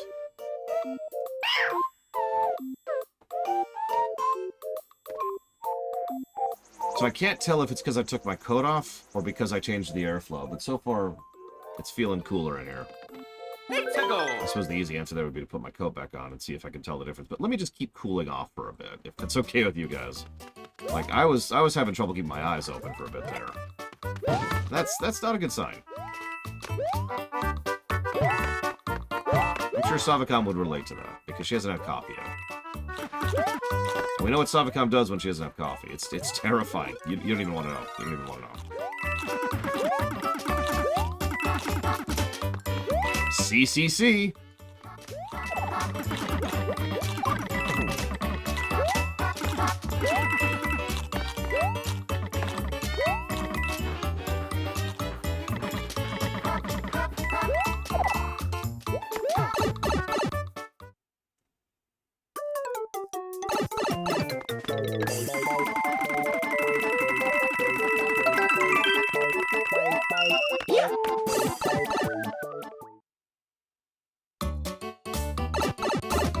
Anyways, I hope that answers you, Dakota.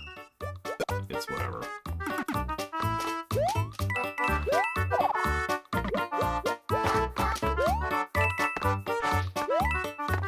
It's probably made worse by the fact that most, why, Ross? Most... I keep using the word most, and I'm trying not to. Some, not most, industries actually go out of the way to have Black Friday off. Not because of Black Friday, but because of Thanksgiving. More people to buy. Why someone thought it was a good idea? I mean, like I said, going into the history of the holiday, that's a little bit trickier. I will say this, if you've ever heard a rumor about, oh my god, people were like killing each other on Black Friday, that's not true. I'm so sorry, Ross. Everyone, I'm afraid Ross is unsalvageable. We're gonna have to put him down. Tell me about the bunnies, Ross. Tell me about the bunnies, Ross! Favorite Thanksgiving dish? Mario time. That's actually a good question. My sister makes extraordinarily good Thanksgiving food. She's also the only person in my life who can cook a turkey and actually make it taste good. Yeah. Not joking. It's crazy.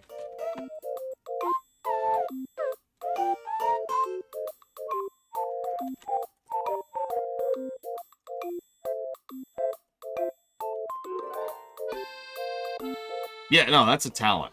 That's a talent. But if I had to pick one dish, I'd probably go with sweet potatoes. Mashed sweet potatoes, preferably. I actually love sweet potatoes in general, so... so I was asked a good episode about Cisco, like a good representative episode of Cisco. Now, you're probably expecting me to say, In the Pale Moonlight, and you're very wrong. Because, first of all, that would be a colossal spoiler and a terrible episode to give someone to be like, hey, here's Cisco. Oh my god! Oh yeah, ignore all the other stuff going on in that episode. Also, if I can be extremely blunt, it's not... It's a good Cisco episode, but I'm not sure if it's fully representative of him. Especially since there's an issue with it, which I've always had with it, but really came up to me in the rewatch for the Rumination. But I'll get to that later. Okay, or he stopped existing. That's cool. See, I was thinking about Homefront, not because of the threat, which is, again, kind of spoilery, but specifically because of his connection to his father, and a really good showcasing of Earth. In fact, it's actually one of the best showcasings of Earth and world building for Earth of Star Trek that we've ever had in the whole series, in the whole franchise. Like, it says a lot, even though so much of it is set at Starfleet Command, because they bothered to have a ground view there. Why is that a meme, Colin Beluso? But just for you, it's a fake.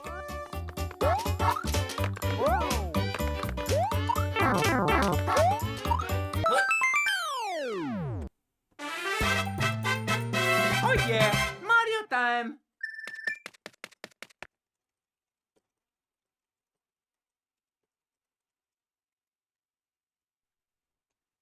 Yeah.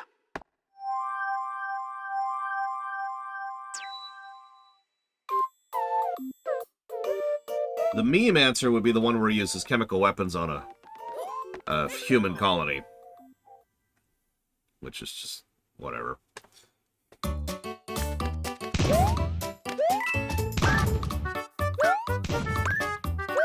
I like that. Notice a lot of these stages have a similar theme. They give the player the control of the movement, rather than just being a typical auto-scroller. We have control of when things move.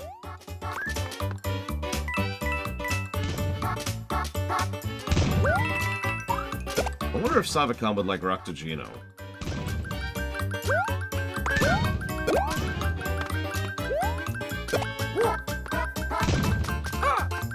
Yeah, like, I get what they were going for, narratively, but they went overboard with it. Like, way overboard with it. To the point of, honestly, character assassination. And the fact that he had absolutely no repercussions for that is even more mind-boggling. Like, imagine him talking to the Admiralty later. So, Ben, we need to have a chat. What about? You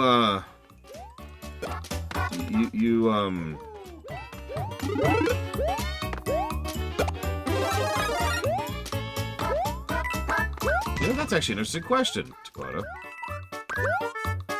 Because we know that bullet bills do operate like rockets, like they're consistently portrayed that way, especially in like the RPGs or even in the movie, for that matter.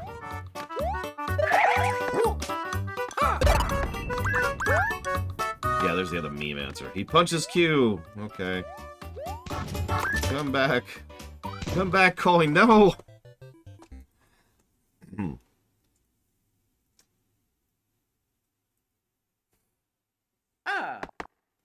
Let's go. You know, Mr. Ed, I want to apologize in advance. Almost every clip I've made over the last 2 weeks has been a couple of seconds after the actual event. I'm just telling you that so that you know that. Anything that says end is probably several seconds after the actual clip-worthy moment. I'm just saying.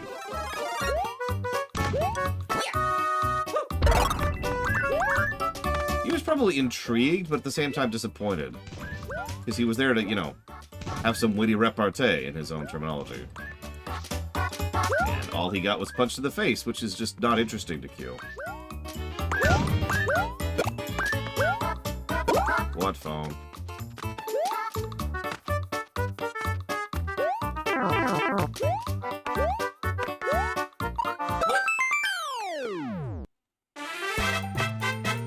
Oh yeah, Mario time. If you ever send me another email, I will hunt you down.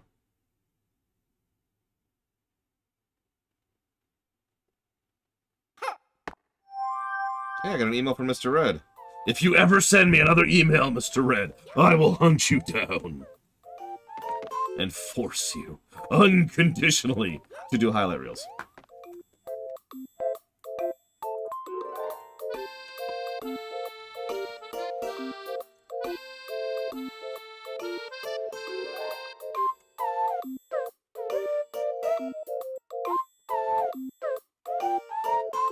Walker hasn't been checking the timestamp channel, I can tell.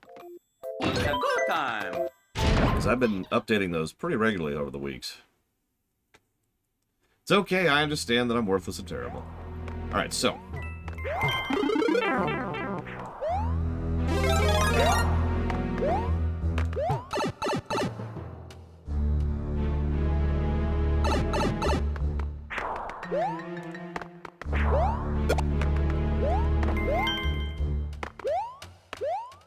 You know, believe it or not, I would love to say Emissary is a good episode for Cisco, but it kind of isn't.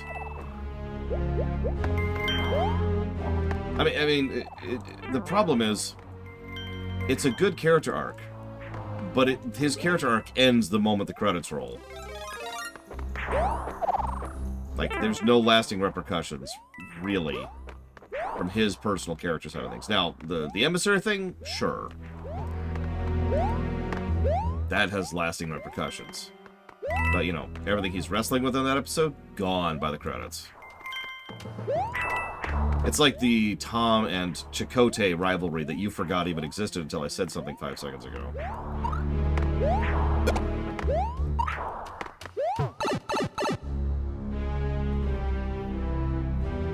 I don't even remember that scene, Colin Beluso.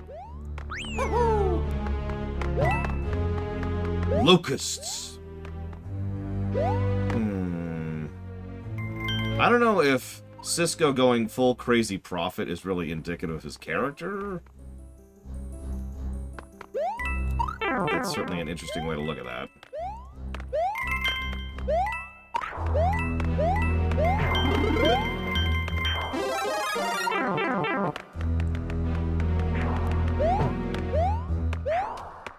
Odo's biggest character flaw is that he's a founder. Whoa!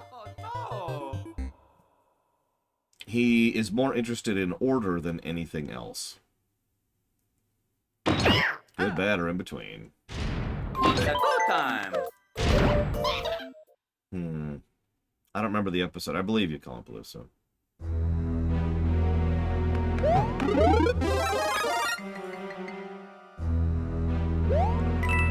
Oh god, that's a really good episode, but like, that's wrong.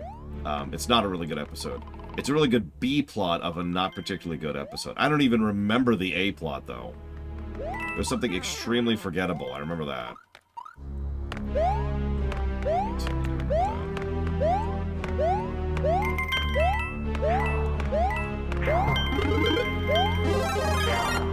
Like, it's a good B plot. In fact, it's a great B plot. And the two actors act the hell out of their scenes together.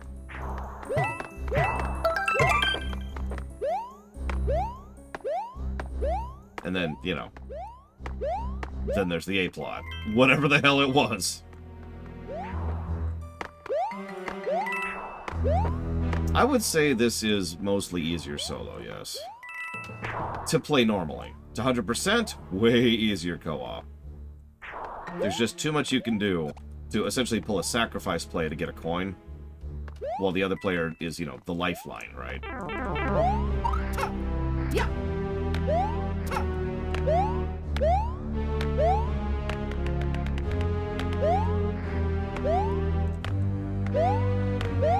Wait, was that Heart of Stone? Was that the episode? Seriously? There's no... Oh, okay, here we go. Really? Game? Really?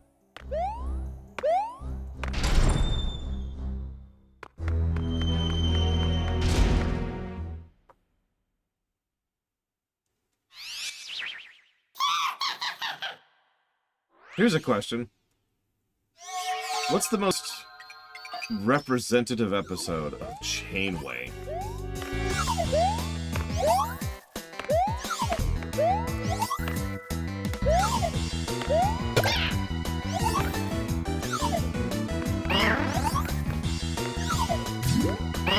Hey, Zephyrin.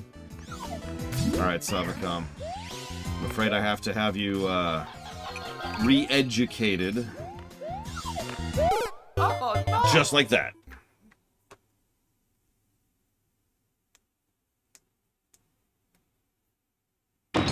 Oh. My answer's Night, by the way. Time.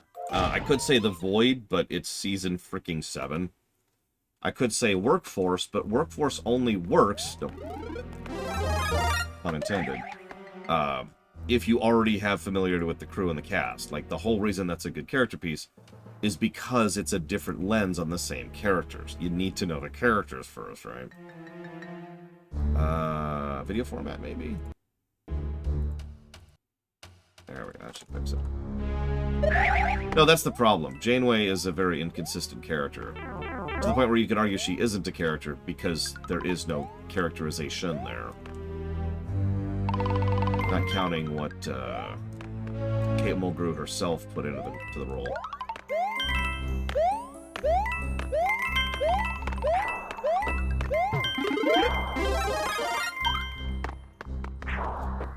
So, thank you for telling me that I need to not update my frickin' Notepad Plus, by the way, Dakota. Holy crap, that sounds like an irritation and a half.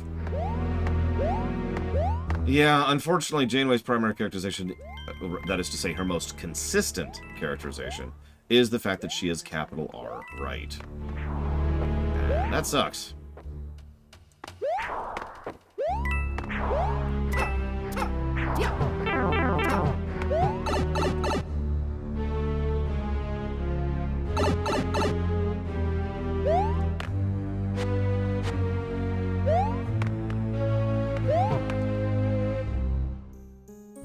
Experiment, but thank you for asking.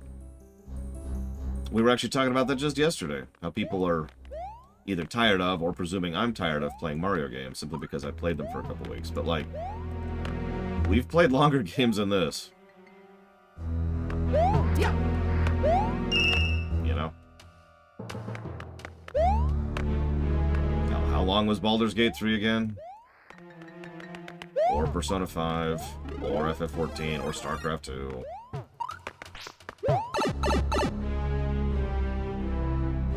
The right way, the wrong way, and the Janeway. I like it. I mean, what we'll probably do is save state before we enter the desert, Savacom. And then we'll show off the desert with no walkthrough and no cheats. Now, I've never done that before. The first and only time I've ever beaten Breath of Fire 3, I had a strategy guide, like a physical print guide. True, Caspian. And platformers are kind of my bag, too, so... This is kind of relaxing for me, especially after so many months of playing games that don't have good gameplay, to put it very bluntly. In fact, I was looking over the LGA, by the way, as a reminder. Make sure to get your nominations in for the LGAs. But I was looking at my own categories for the LGAs, and I noticed that for Best Platformer, we have, like, I don't know, 10 games which qualify for Best Platformer, because we've played a lot of platformers this year. Go figure. How do you nominate? Type !LGA into chat. And hopefully it's self-apparent from there.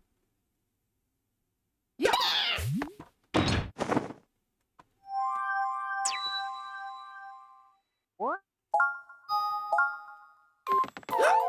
It's a go time.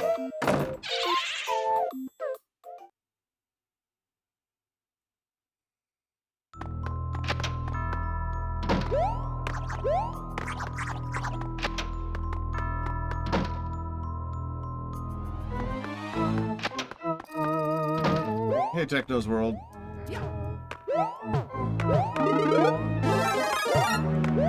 How's your day going?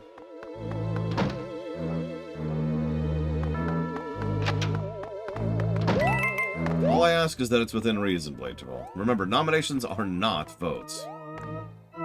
I've already been going through and trying to clean up nominations a little bit, where we have duplicates, or to make it a little bit more clear, because some people don't know how to spell, you know, stuff like that. I'll do a final cleanup pass before we actually start the votes, obviously.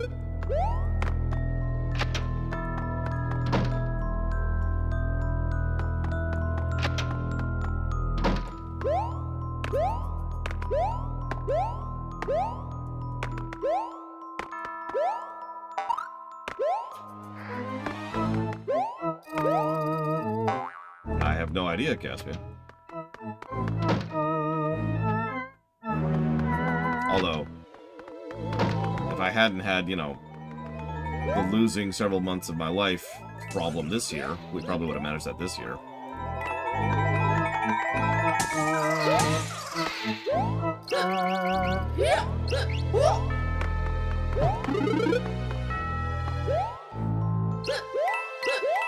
Oh god, Blake Ball. I mean, she did profess that she was my soulmate one day before she died. And you know she did that on purpose, like in lore. She was like, yeah, it's coming. Just so you know, husband of mine, you were always my soulmate. Really? Ugh! And for those of you who don't get the point of that, you lose more stress, like you gain more stress, more accurately, when it's someone you die. So if someone dies that you care about, then you gain stress. If it's somebody you get, and like the more you care about them, the more stress you gain. So if she hadn't declared herself my soulmate, I would have gained less stress. So she had one last stab from beyond the grave.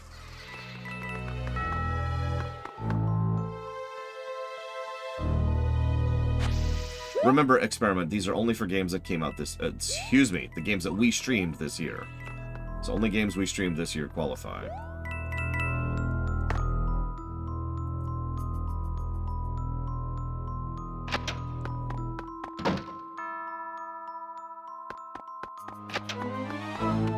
That actually happened.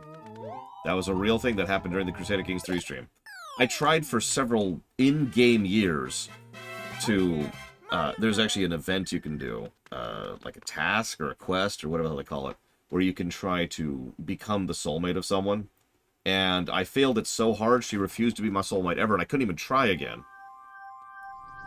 Until one day before she died. When she declared me her soulmate.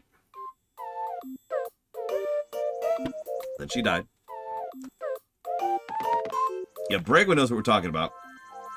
For reasons I'm not going to go into right now.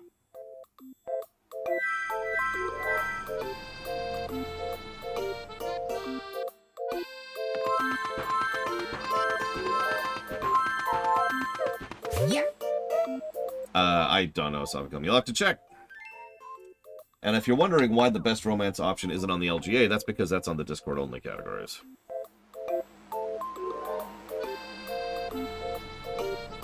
Which I suppose I could explain why we split those into two groups. So last year we just had everything in one group. And that was actually kind of a pain, and we had to split it up into 4 separate voting blocks. Because there were just too many. And at the same time, ironically, it was too few. It wasn't actually getting across the... What the hell? Dude. You're dead now. I was going to let you live. So it was just too much just to handle from a logistics perspective, but it was too few from a voting perspective. So what we've decided to do is there's like the nice big public votes. That'll be obvious. That's the ones you get for typing LGA into chat. And then there's the Discord votes, which is for people who are more invested in actually voting on all of them. And that is for the people on Discord. Ah.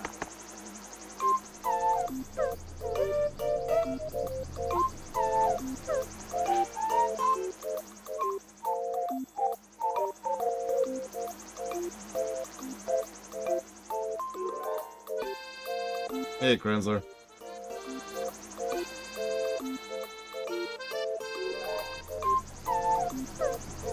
Might have a fever. Not sure. So I am. How's the packing going?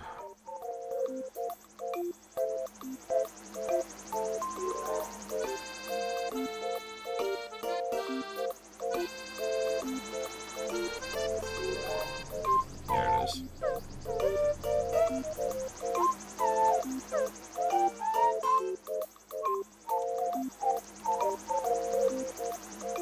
There you go, Croatia. There's last year's LGAs. Let's go. And you can kind of get a vibe for the format based on that. And consequently, for those of you who are not watching that video, we're not there last time. So what happens is you guys vote on your own answer for each category. And then I go down and I think about it myself. And I give a few games that I think qualify for a given category. And then the one that I personally think wins for me.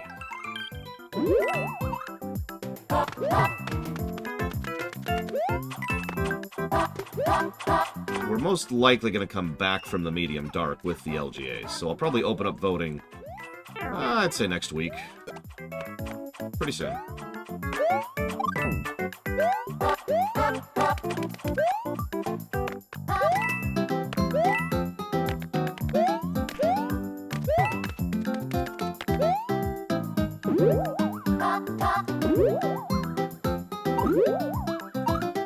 I mean, you probably know who the answer to that is, Savacom, if you've been paying any attention to my show at all. And no spoilers, but it's not Bregwin. Oh. Bregwin is not my favorite romance option in a video game. Sorry, Bregwin.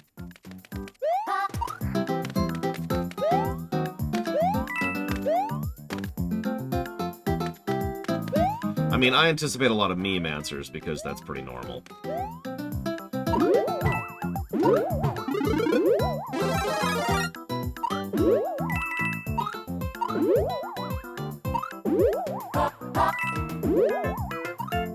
Also, if any category doesn't get enough nominations, we'll just axe it. So that's the other side of that.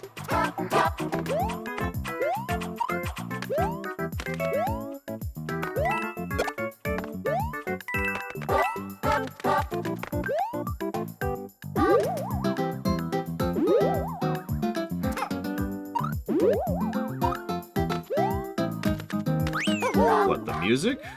That's okay, I guess. Bowsette does not officially exist, no. Bowsette was something made up by, let's call them thirsty fans. Leave it at that.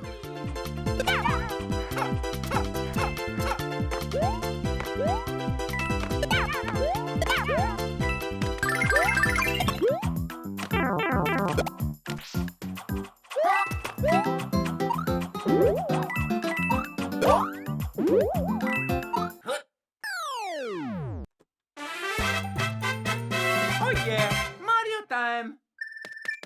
We romanced, Shadowheart. Oh no, in Origins we romanced, Liliana. Yeah. And in 2, Isabella, and in Inquisition, Cassandra. Pretty sure.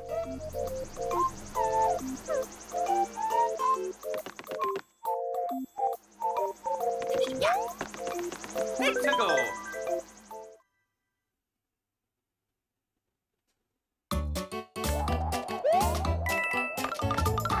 Yeah, so I guess I could talk about the Peachette thing while we're here. So, when they were making the updated version of this game, for, I believe for the Switch specifically, but don't quote me on that, they were like, you know what? We want to vary up the number of playables. Because in the original, it was just, you know, Mario, Luigi, Toad, and also Toad. Now, I've actually talked about that. That's just artifact design. They did that in the Wii version to save on rendering. And then they did it in the Wii U version because they didn't bother adding a new character. When several people, rightly, complained about the fact that our playable options were Mario, Luigi, Toad, and Toad, they were like, well, okay, hang on. We can't have it be Peach, because Peach is, like, kidnapped the whole game. So what do? So they decided to make a power-up for Odette, who Toadette's a fairly regular recurring character in the franchise, so that makes sense. And the power-up turns her into Peach. It also makes an easy mode into the game.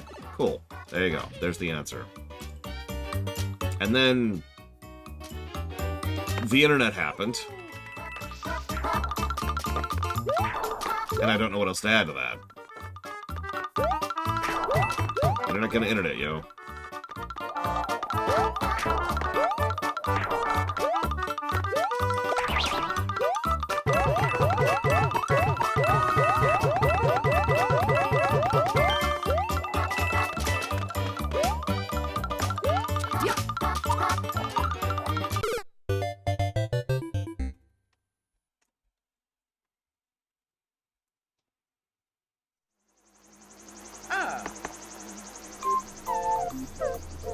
Liquid Snake and Wesker. How? Let's go. I mean, both were genetically engineered, and both, they're hammy. Yeah, both are kind of deranged. One was voiced by Cam Clark, that's pretty much his establishing role. They're both blonde. There you go.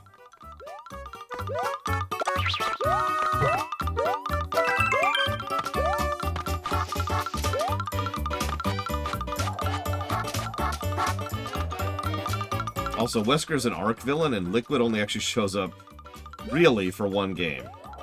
If you want to stretch the definition, Liquid shows up for 2 games, because he's in Metal Gear Solid 5.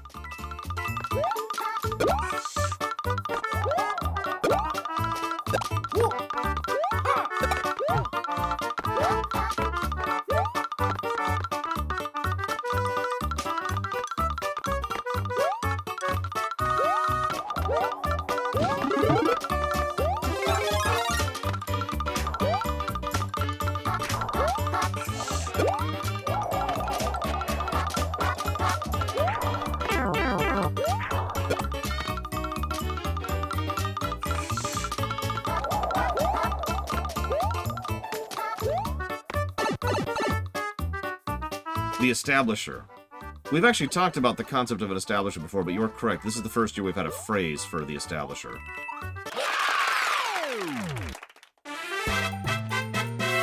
yeah, Mario time. I'm pretty sure it was done on purpose, Compaloosa. Why do you ask?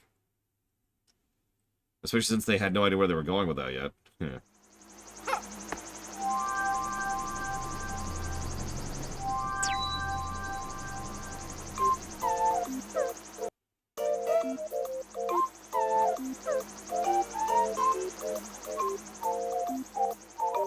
I mean, yeah, Compaloosa. By then, they probably knew what the hell they were doing. Perhaps, ironically. One second, I'm checking something really quick here. Forgive me.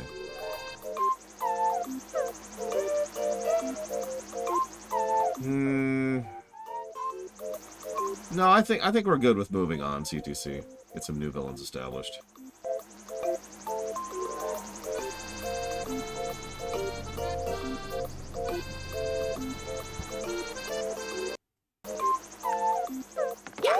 Let's go. Congrats, Mr. Red. It was the most villainous of all things he could ever send me, Mr. Red. It was telling me what he wanted to put his monthly contribution towards. Now, you want to hear something really funny, Mr. Red?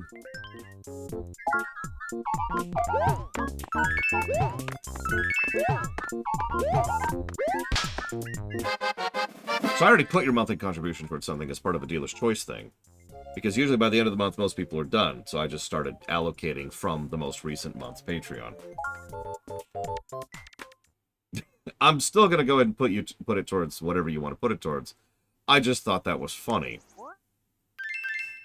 Like, okay, yep, I'm just going to allocate all this stuff out. Get a few things filled out. And then Mr. Red's like, I'd like to allocate. And I'm like, oh, okay. Go time.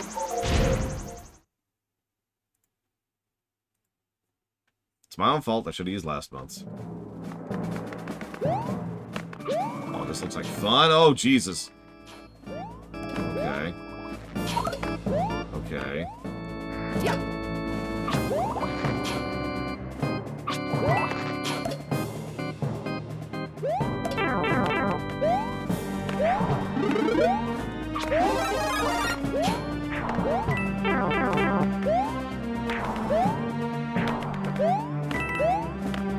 Damn it, Ludwig. It's a mind of metal, that one.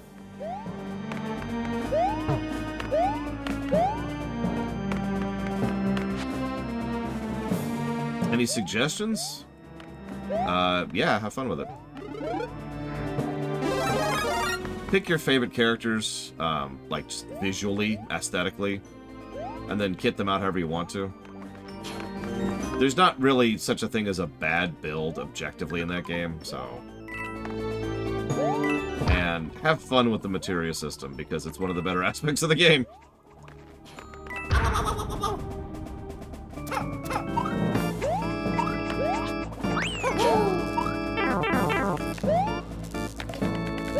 Almost. No, it's fine, Mr. Red, it's fine. It's really easy to shuffle around. So I haven't played Resident Evil 6, CTC. Go time. Or 7 or 8, while we're on the subject. The last one I played was 5.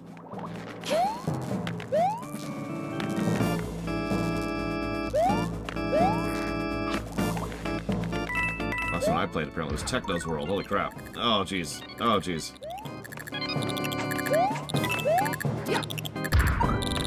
And death. Techno's World did it! You killed me. You killed me. How could you do this to me, Techno's World?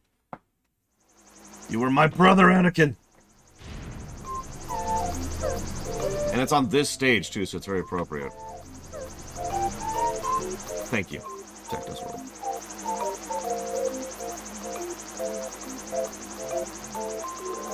I do always appreciate that support. Thank you. And if you'd like to put that towards up to 3 things, which you've already done, please type the things that you've already typed.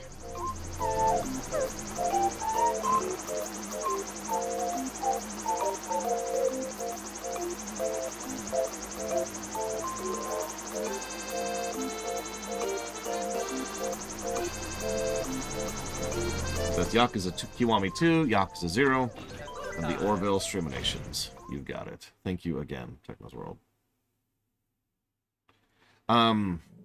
So I agree with you completely, Pillagers No. I still think that Materia System is one of the better systems we've ever had in the franchise. Probably the second best, I would say. But you're right. In fact, one of the ways I've always used to help people understand the Materia System is to explain to them, you are not leveling the character, you are leveling the materia. When you think about it from that perspective, it makes a lot more sense. If you're paying attention, they actually used a similar system in FF8. The idea that you're primarily leveling the Guardian forces instead of actually the individuals. Because in both 7 and 8, your core levels are a very small percentage of your total output. Like in both cases, it's just, it's there, it's neat, but that a lot of your total output is coming from other sources, right?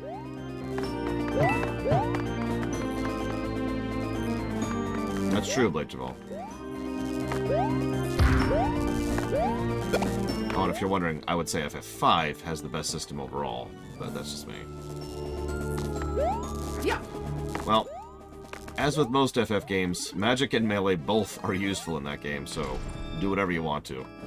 The absolute most efficient output exists in every FF, and it's almost always melee. But usually that's at the point where you're, like, abusing combos and min-maxing to make that happen. By the way, you like the giant freaking tornado in the background? That's neat.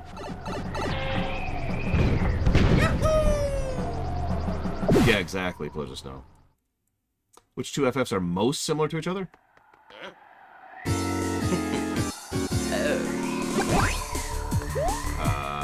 Okay, he flies now. Oh my gosh. Okay. Most similar to each other.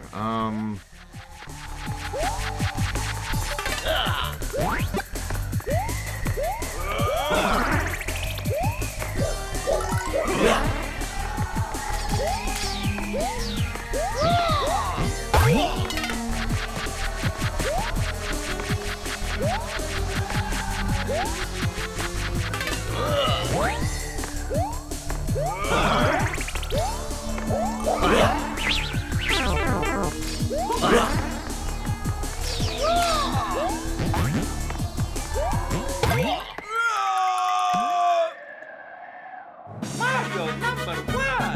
Woohoo!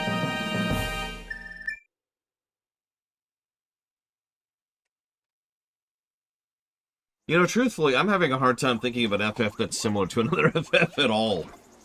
They really reinvent the wheel each game. It's one of their biggest strengths and weaknesses. I think I'm just going to default on that one. Yay!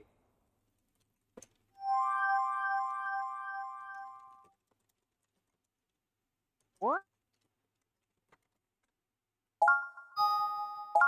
Both. I was thinking both. Although I will admit, I was primarily thinking gameplay. Oh!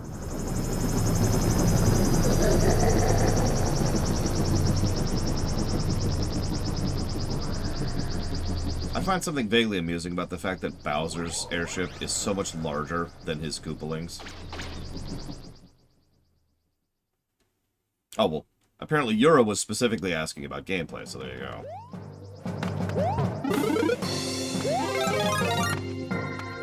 Honestly, 1 and 3, then, at that point. Especially the NES originals.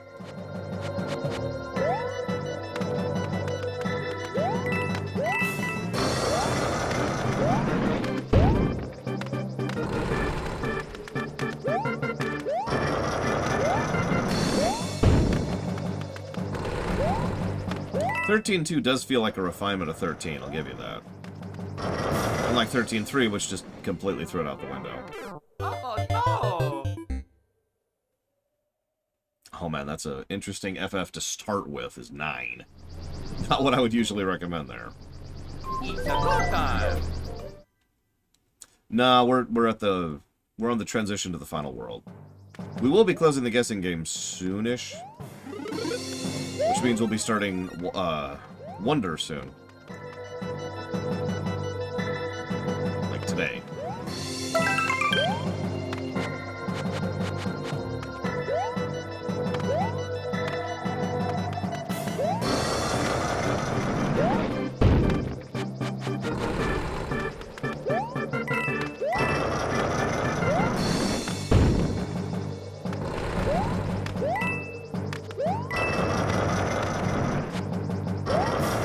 I mean, mine too, Walker. The best part was I didn't even like it that much. I've said that story many times. The first FF I liked was 4.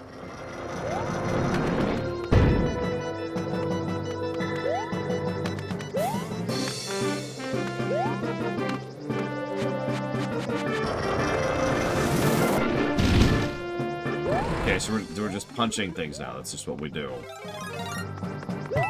I mean, Mystic Quest is a game I unironically enjoy to this very day. So...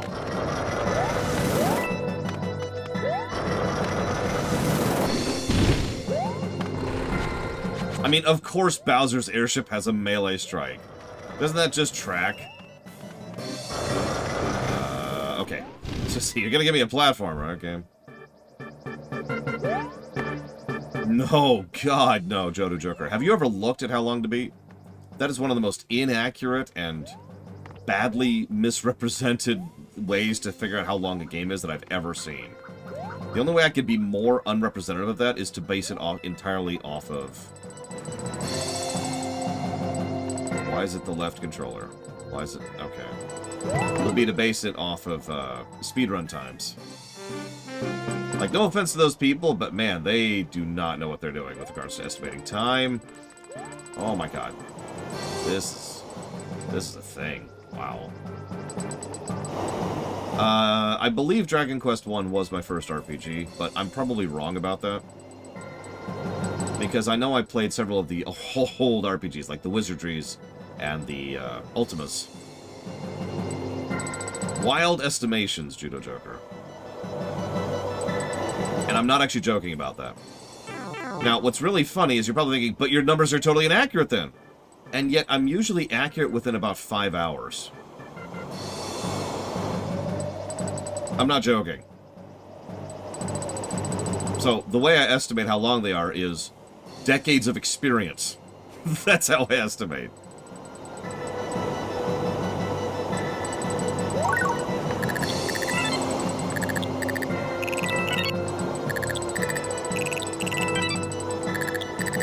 I mean, most JRPGs within a specific era will be the same relative length, for example. I'm not going to go for that. Most builder-type games tend to be the same time.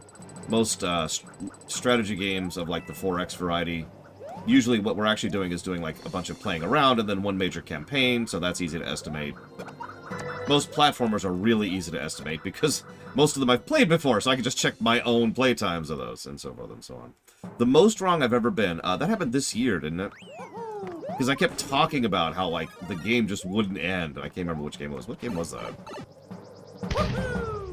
Well, okay. There was Baldur's Gate 3, but that doesn't count, because that was put on the list before we were estimating the length of games.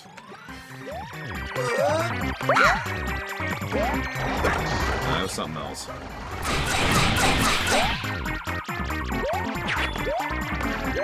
No, it was Spiritfarer, wasn't it?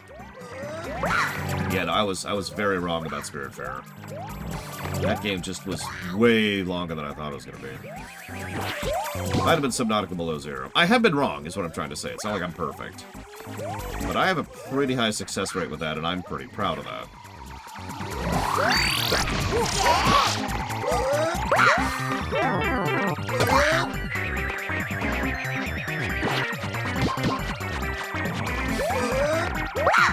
Hey, Vivi's in this game.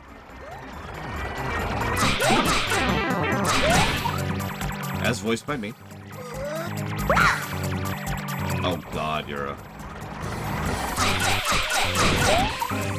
That would be hilariously misrepresentative. Or unrepresentative, or however you want to think of that. Could you stop throwing the bombs at me for 5 seconds, please?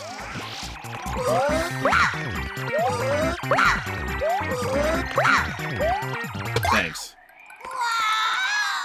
Mario #1! Look, branding is important to Koida.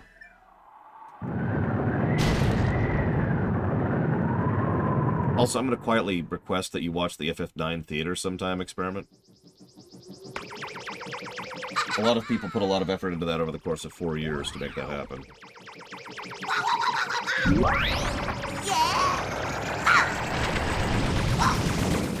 Maybe it wasn't that one, then.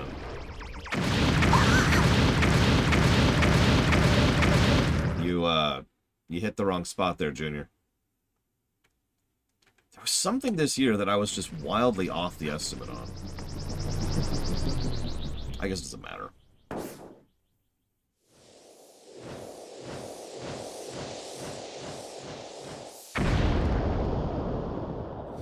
Alright, who wants salvaging rights? Yay! Oh, No, Spiritfarer was only off by 4 hours. That's well within average. That's actually below average.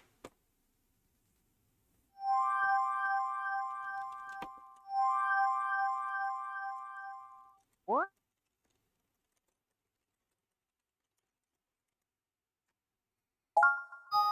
Mortal Kombat? I don't know. Kingsfield? No, Kingsfield was pretty much spot on, too. No, I did want the game over, because I hated Spiritfarer. Yeah. So, welcome to Peach's Castle.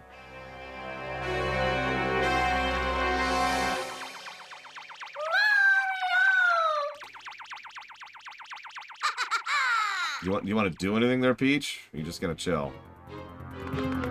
let's go! Just wondering, really.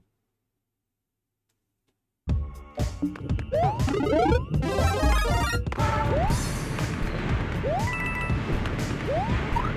do like the background of the moat. The castle there. Woo, woo, woo, woo.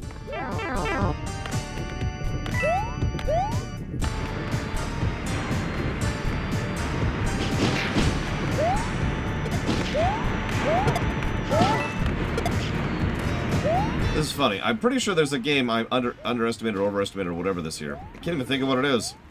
Which is just how good my estimates are. Flex! The estimate runner. Look, if I can't be good at anything, I might as well be good at estimating, right? No, Stardew Valley was really highly houred. As it should be. It's a freaking long game.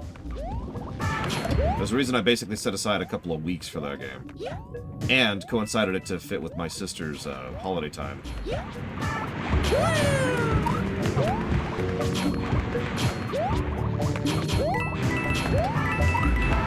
I look forward to the cleanup job that Peach is going to have. To make all of this area livable again. Because that's what she's going to have to do at some point.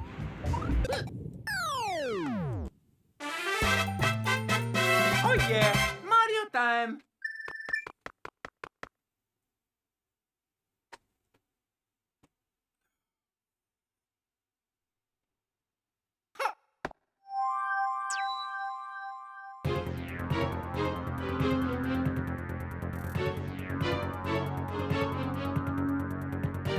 This is going to bother me now. Hang on a second. I have a way to check this. All I have to do is check my estimates. Because obviously I keep track of the actual final times, but I also keep track of the estimates, simply by virtue of keeping track of the donations.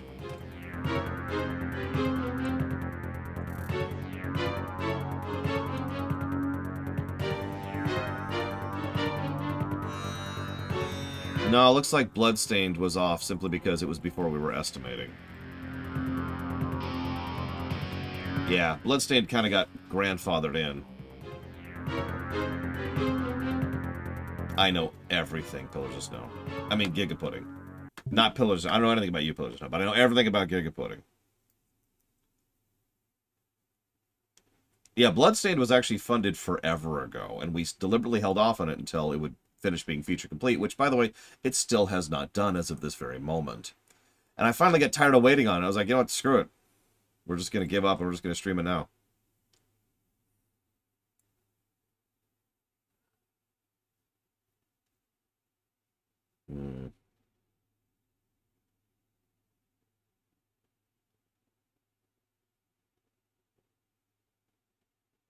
Just looking at the list here. No, all this was accurate.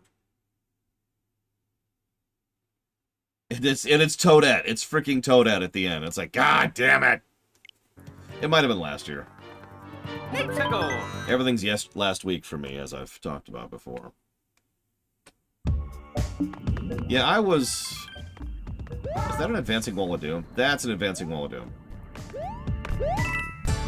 I was one of those people who was really looking forward to Bloodstained.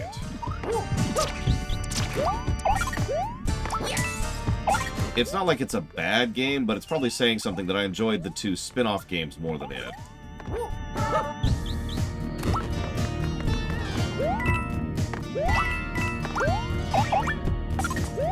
Get off, get off, get off! Get off!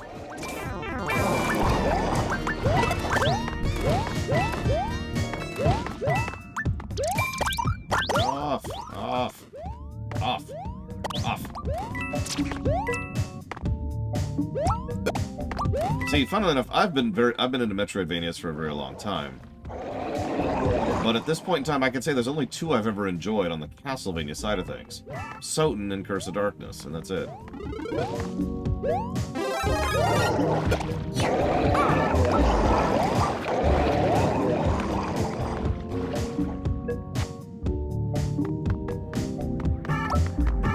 I would say net positive.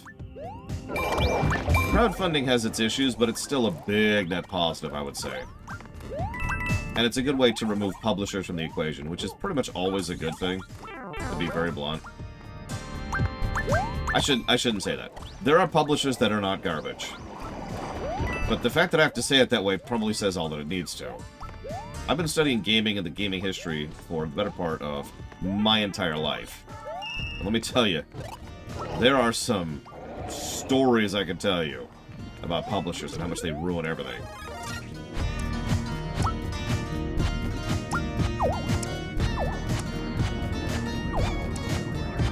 Also true, Techno's World. Now, there are some exceptions to that. For example, something that happens semi-frequently is that a relatively smaller company will actually make it big and then use some of that money to help publish other games. I only found this out a couple of days ago, but like Yacht Club Games, for example, actually helped fund Cyber Shadow. So that's cool. But when you think of publisher, that's not really what you're thinking of, is it? That was a cool level. I like that level. Oh yeah, Mario time!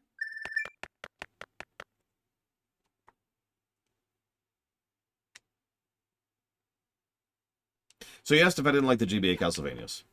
It would be more accurate to say that I don't really remember them. Or, more accurately, in my mind, there's one GBA Castlevania, which crosses the GBA and the DS, obviously.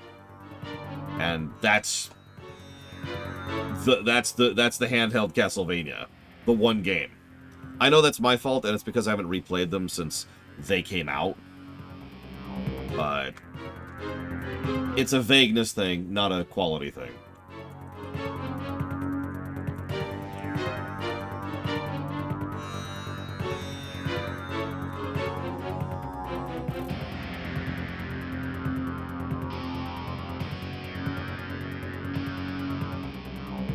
Also, the last boss of, I think, the first GBA one, can go straight to hell. Let's go! No, I'm pretty sure I played Circle of the Moon. I'm pretty sure I played all of them. Pretty sure. And they're all one game. It's kind of like how there's only one Lord of the Rings movie, right? Except for vagueness reasons instead of categorization reasons. Castlevania 1 is a weird one, and I look forward to covering it someday, because that's a game that really should be worse than it is, given how early on in the history of just platforming it was. It was also trying something brand new at the time.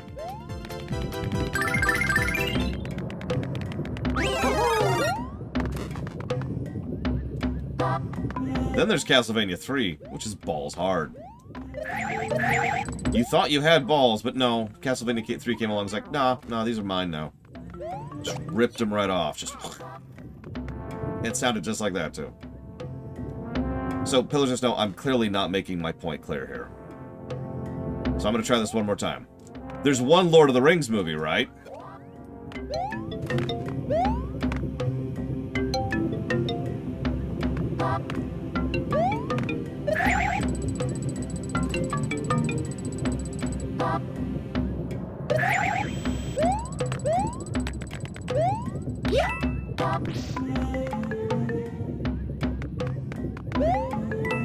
Hang on, I need to go kill Giga really quick.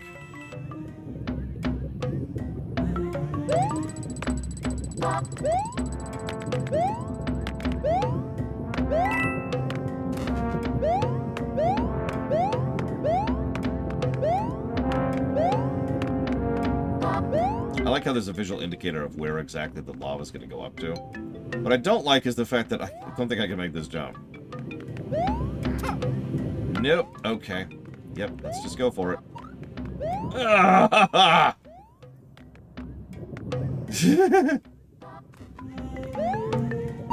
No! God damn it! I didn't want to do that. I didn't want to spin at the last level. At the last moment. Oh. Hexago.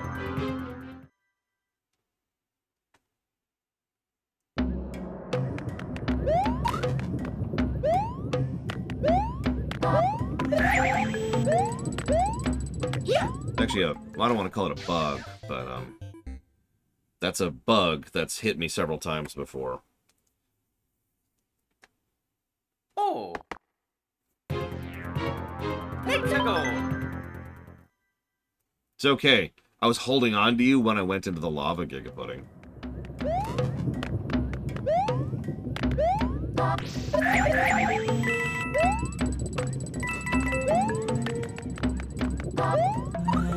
That little ha nearly killed me.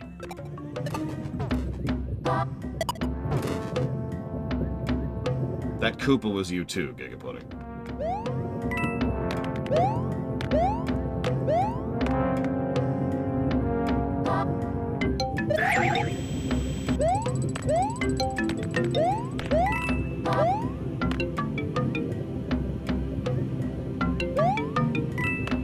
I believe you, Pillars of Snow.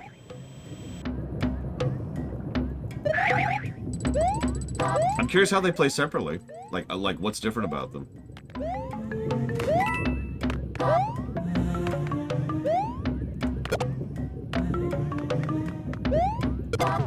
Oh no. Okay. Not what I was going for. Oh. Hexago. Like I was like, alright, I'll just stand on him and wait for the lava to go up. Kick!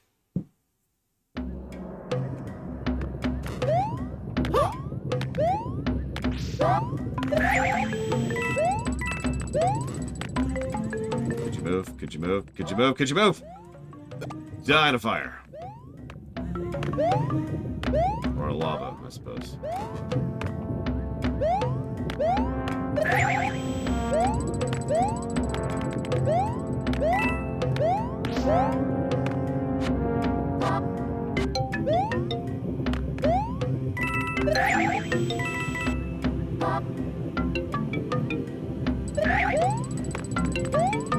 I suppose I know Order of Ecclesia is a different game just because you play a different character there.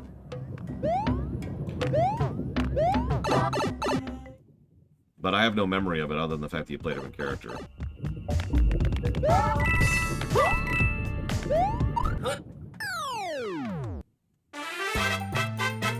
Oh yeah, Mario time.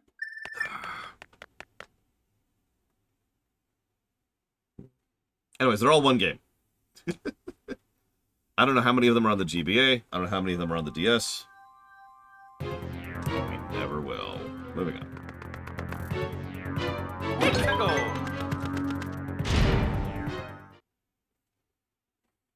But obviously, since I don't really remember them particularly distinctly, it's a little hard to say if I like them, dislike them, or have any opinion on whatsoever. Unlike your typical politician, I don't like to form an opinion on something I don't know. Oh, that's mean. Not quite, Caspian. But we're getting there.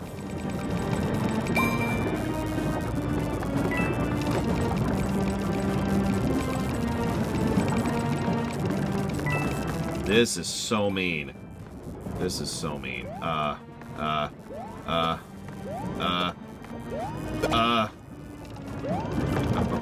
please.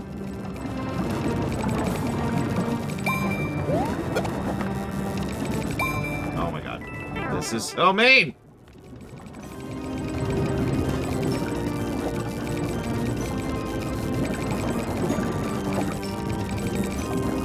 New Super Mario Luigi U Deluxe, whatever the hell the name of this game is, ladies and gentlemen. Alright, just get this whole section if you're clipping this. Yeah, coins count towards weight.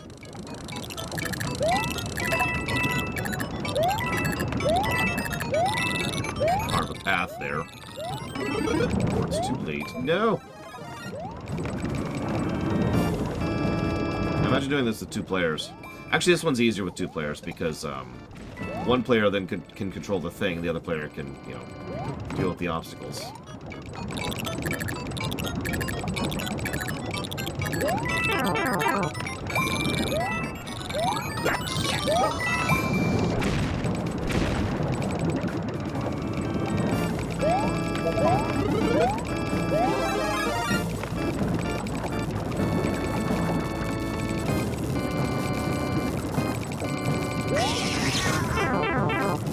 Sure. So, this is a minor complaint, but for some reason, the only thing that accepts the tilt from is the left controller, aka the one I'm trying to control Mario on. And that's just extraordinarily unintuitive to me. If it was the right controller controlling the platform and the left controller controlling Mario, that would make more sense. Having both for both pretty much means I can only just control one at a time. You'll notice when I control the platform, I just stop moving.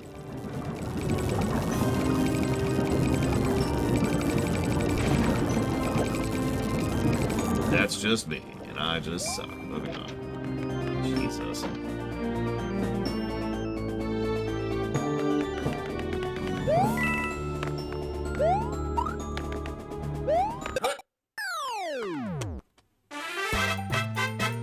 Oh yeah, Mario time.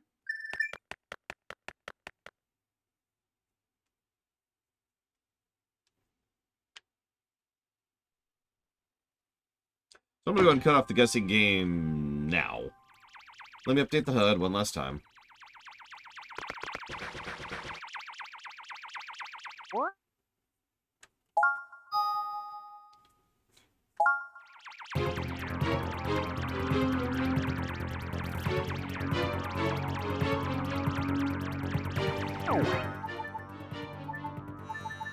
Really?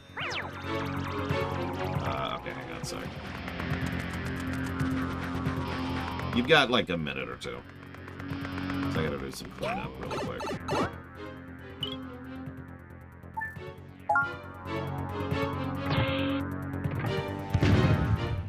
Whee!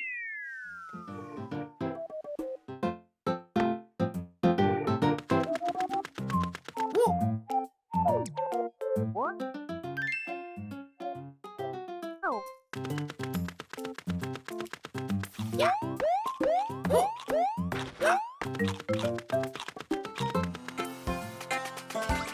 Mexico.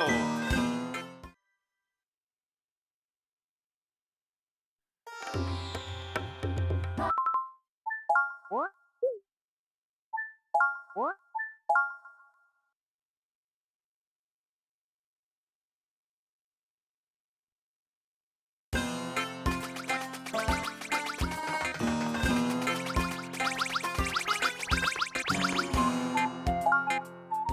Yay! Since we know this works now. What? Oh.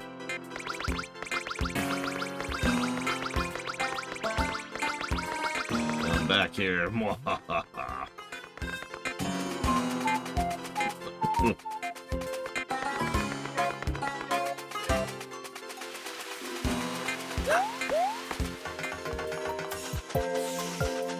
Mexico.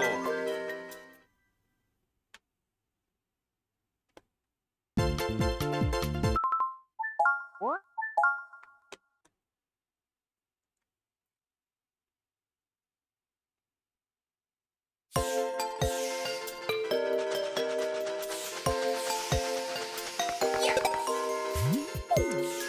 What? Oh.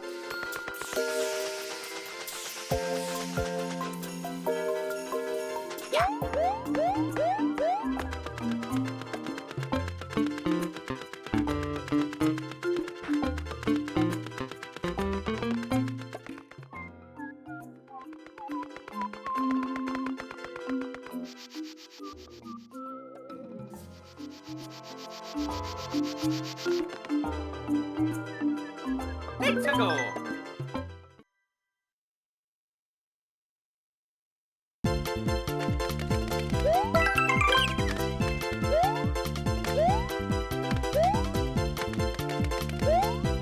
Aw.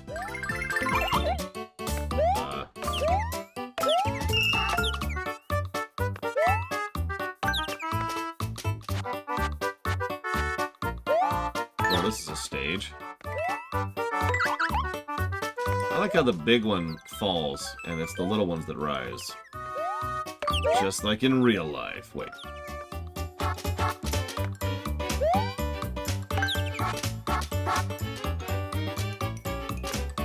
Yeah, this is a fun one to do co-op.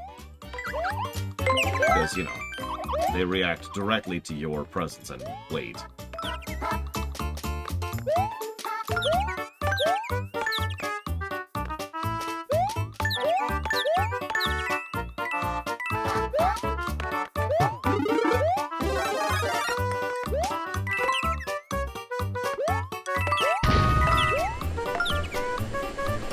Sure, that may as well be a thing. Why do they get giant cheeks whenever they get larger? Like, that was true with the Boo as well. You remember that? Uh-huh.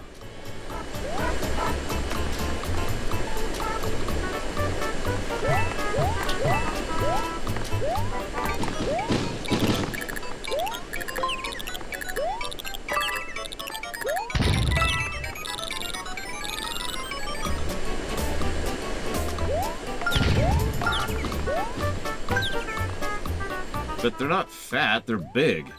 There's a difference. Up please, thank you.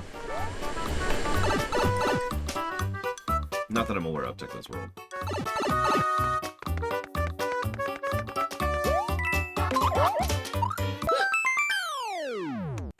They can be both, that's true. Oh yeah, Mario time.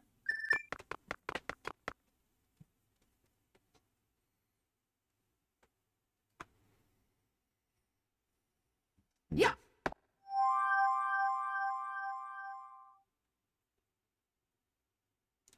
What? Yeah. Let's go. Hmm. Okay. What? What?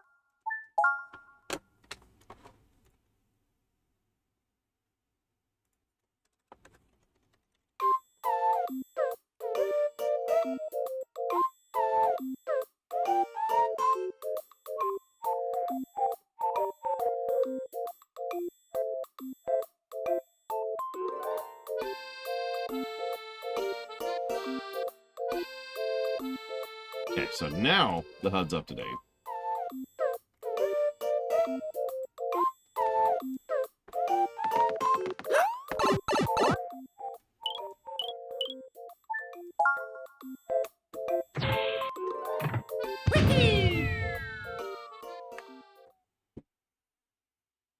Aw, I wanted to go floof through the clouds.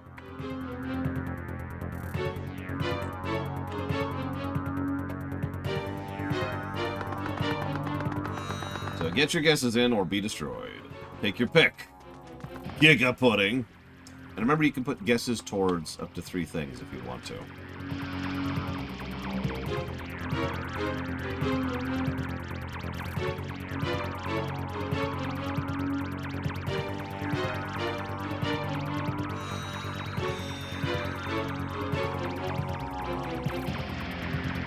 And locking it in. Boop.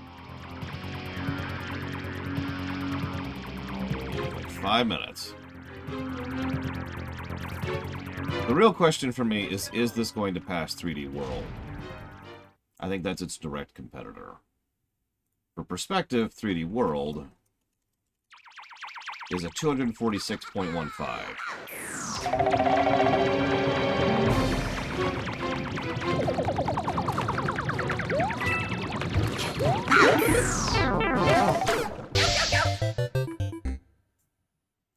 Well, I have no idea about Wonder, because obviously I haven't played Wonder yet. Hard to guesstimate a game I haven't played yet. Damn it, Brakeman, how could you? Our one true love stabs me in the heart right before she dies. I can't even make that up. I can't believe you did that. Zelda block. Yakuza like a dragon and the BRPG block. It's good.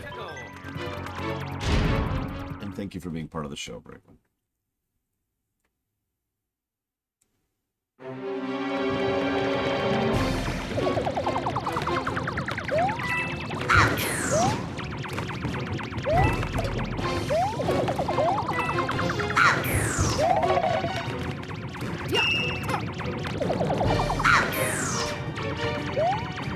Oh, okay.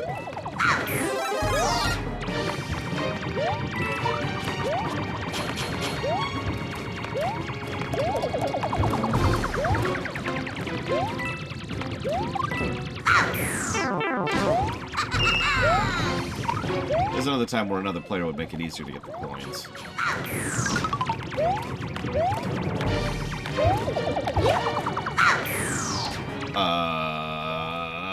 That's just death. Oh, no. He just got rid of my platform. Yes, Asdamine. Fallout New Vegas is a bad RPG. Oh. Let's go.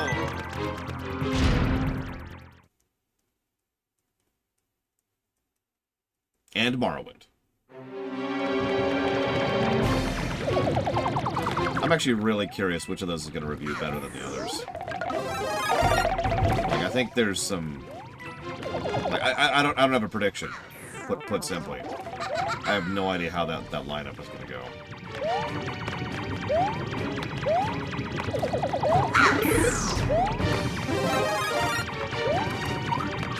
Like, I can't imagine Skyrim or Morrowind outscoring Oblivion, but we'll see, I suppose.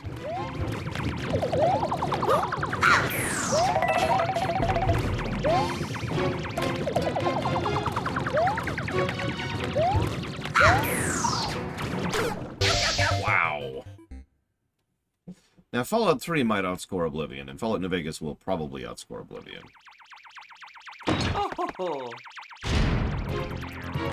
But I can't imagine Morrowind or Skyrim will.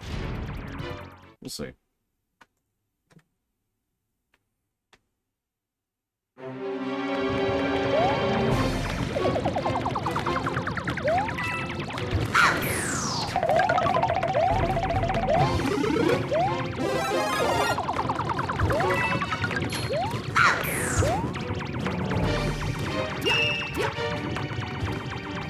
Oh yeah, and then there's Starfield. We'll see where that lands.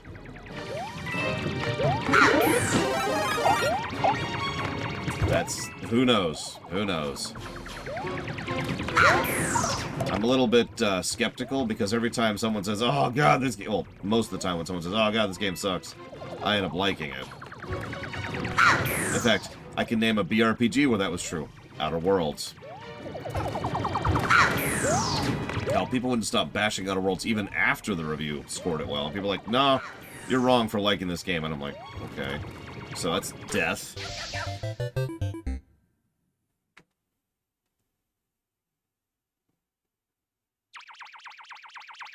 Oh. Let's go. Like, I liked Outer Worlds. And everyone's like, ah, it sucks. And I'm like, okay. And my favorite part about everyone bashing Outer Worlds was no one could ever give a reason why.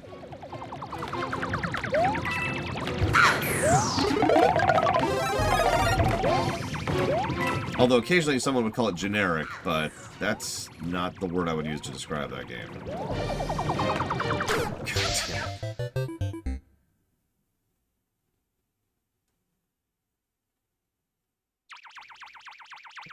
Oh. Let's at least pull that. Let's go.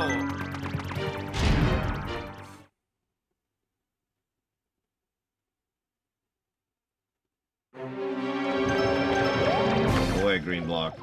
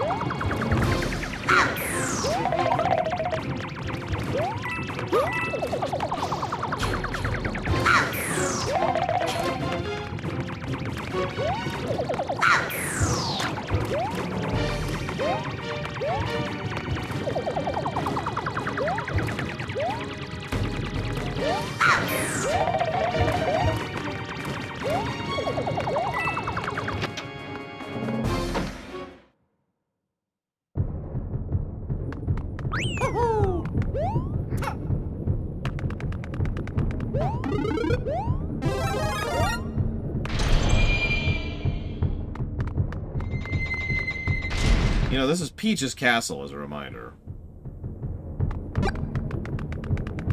He redecorated very quickly.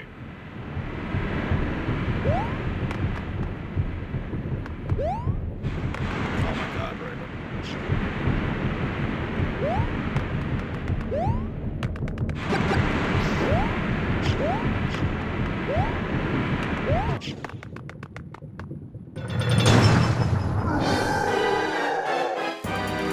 Seriously, how did you build all this stuff inside Peach's castle this quickly?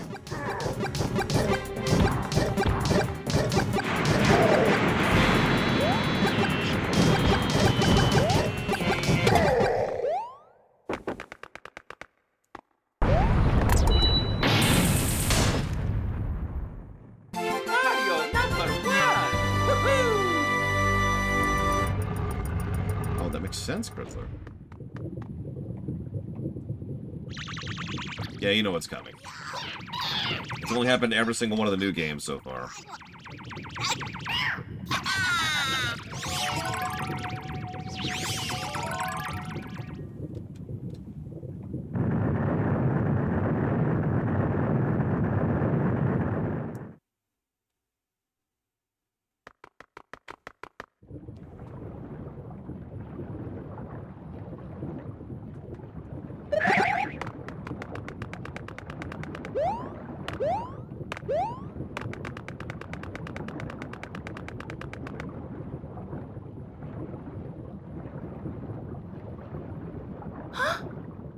Mario!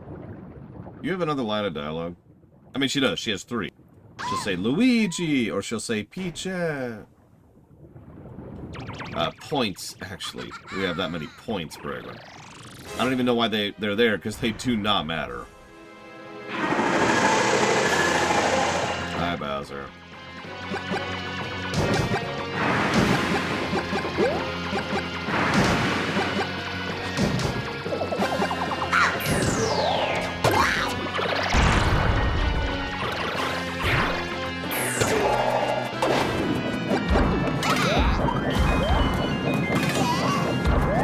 That's one thing that's part of my life now.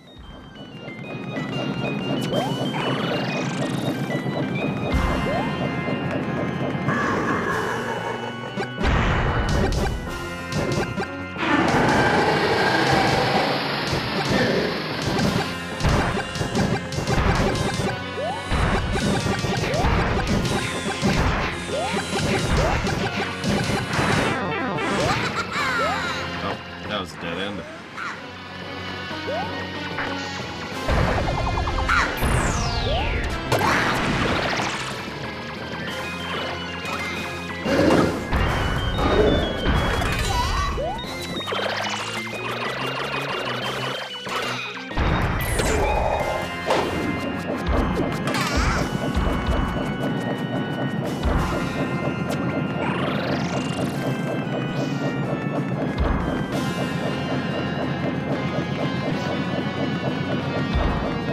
Hey, Bowser, you need to stop hitting the shakes, buddy.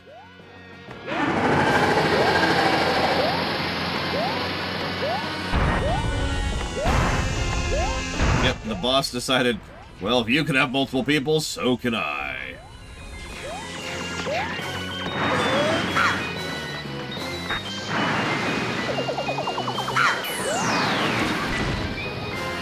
Yeah, I think I was gonna go for that. Ah, whatever.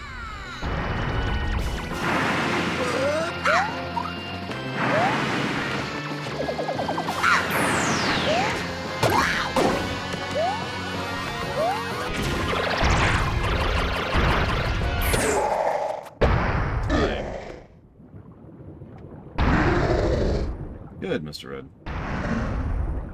Interesting timing to say something like that, but good. Like, we beat the final boss, and I can floss now.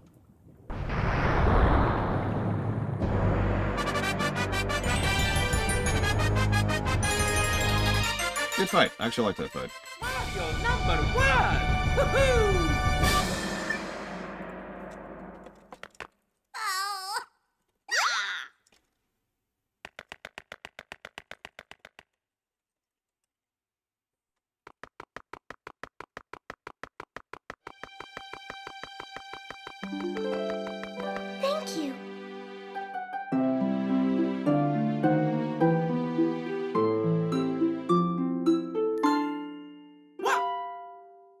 Oh, yeah!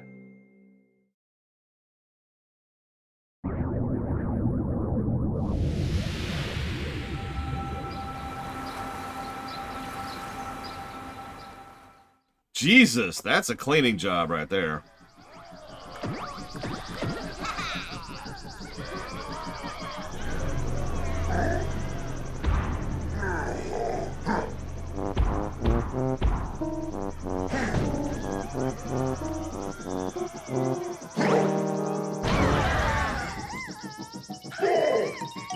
They lost Lemmy. And also the heir, apparently.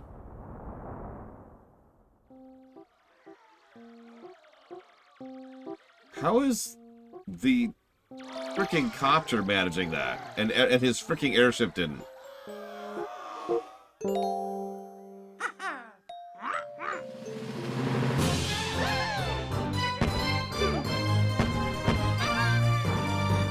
I mean, Bowser is in his 40s now.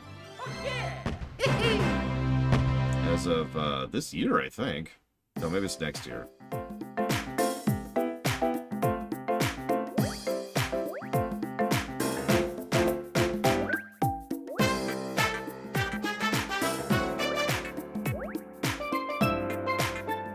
Why would you want the Koopalings to be their children, his children, though, Sabacon? Because the moment we do that, you realize we're going to have to decide who their mother is. And everything connected to that.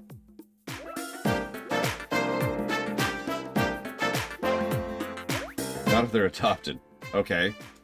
Why are they adopted? Who's their parents? Why did they put them up for adoption?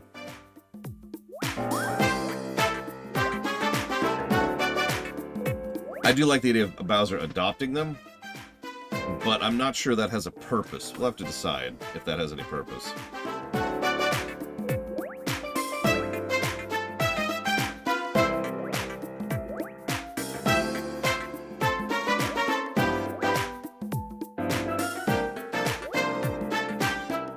Considering we know that Koopas have genders and males and females, no to budding. No, toads do. They're based off of mushrooms.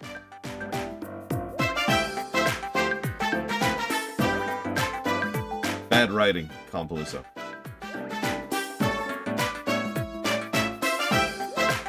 I mean, we could say Bowser is a hut. Fresh reminder that huts switch genders to have children and then switch back.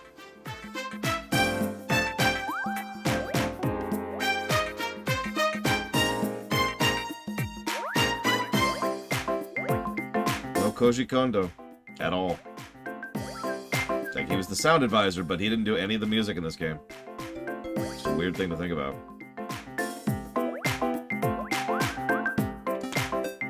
Oh, by the way, we can run around and like get coins here.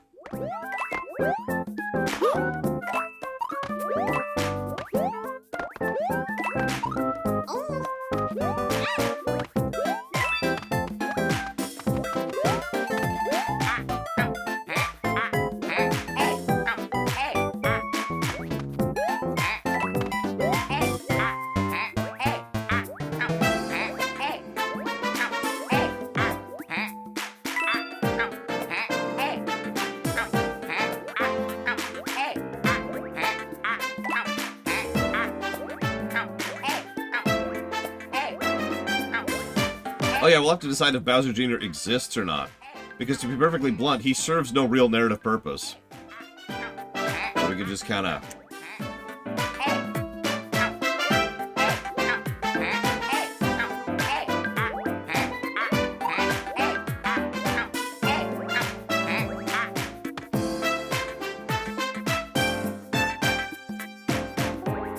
That's in Mario and Luigi 2, Sabacon.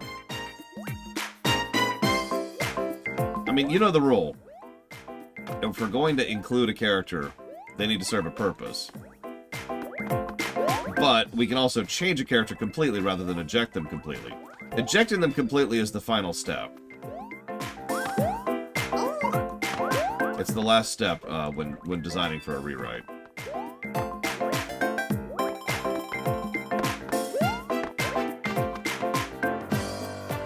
Exactly, Estamine. Baby Bowser and Bowser meet in Mario & Luigi 2. So Bowser is his time-traveling self. Woohoo!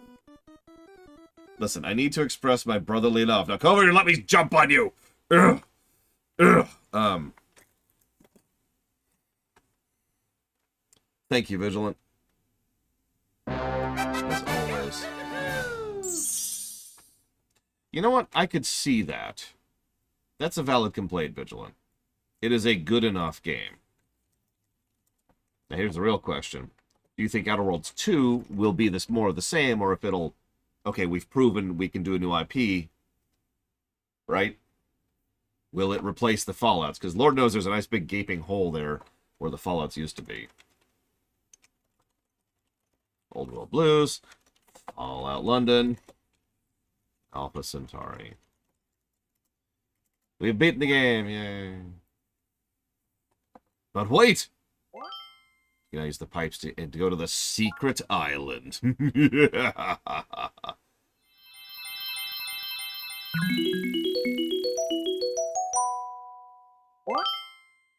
If we make Bowser Jr. Peach's kid, then we have to address some very uncomfortable topics. What?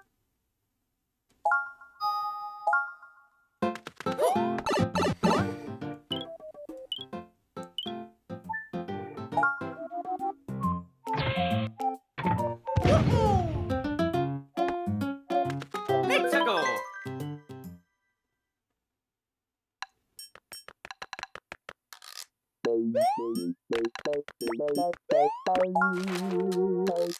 Oh.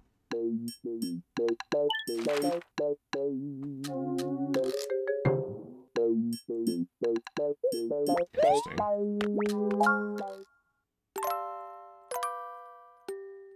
Oh, these are the people who actually made this exact version of the game.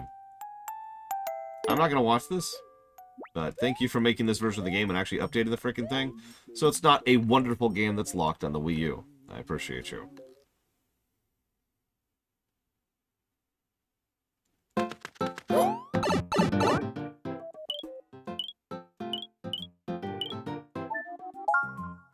Like, seriously.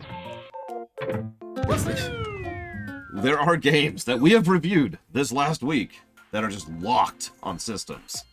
That sucks. Can we do any of these? Nope. It's the same as the Wii version. It's the collect-all problem. Well, we're done, then. Yeah, where's Xenoblade X? Where's Galaxy 2? Where's Punch-Out? Wii Punch-Out.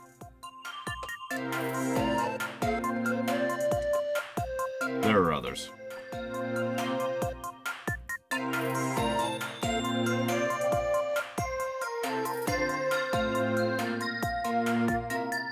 Yeah, where's Prime 3? Prime 2, yeah, but Prime 3, ugh. Where the hell?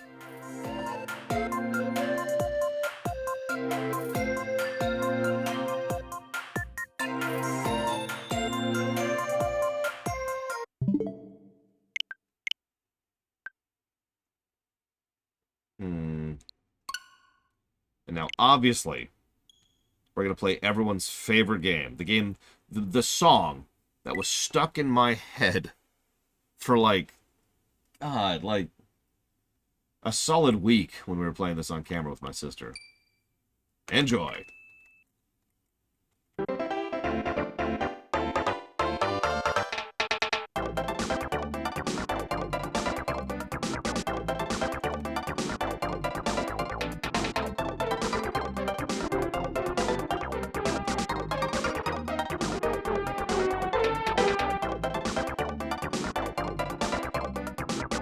Cut it off there for the clip.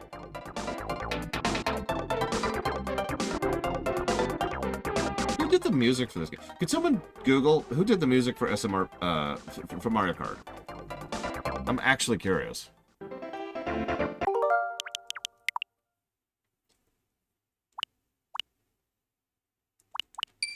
get some real music going.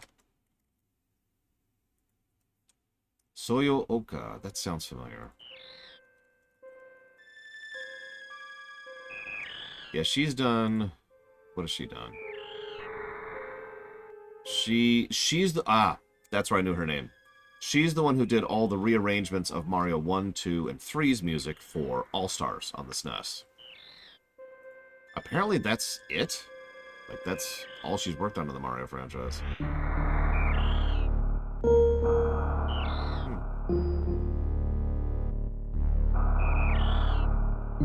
She left Nintendo in '95, so who knows what she's been doing since then. Anyways.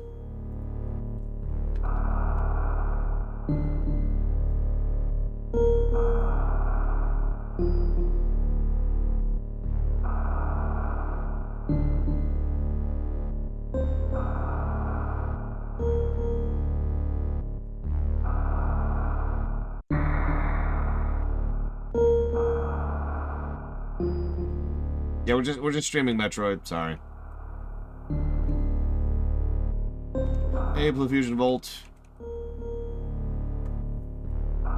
Is it from a different time zone though? I has this. I really like this music. Okay, fine. What's like a song that'll play at the title screen that isn't super repetitive?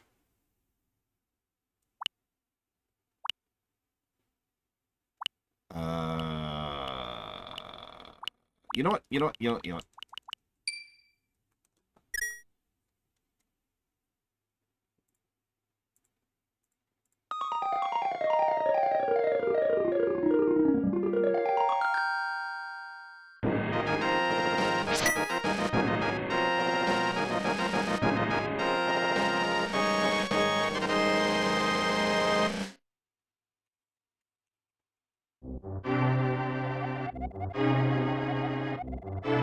There's actually two Blue Fusion Volt.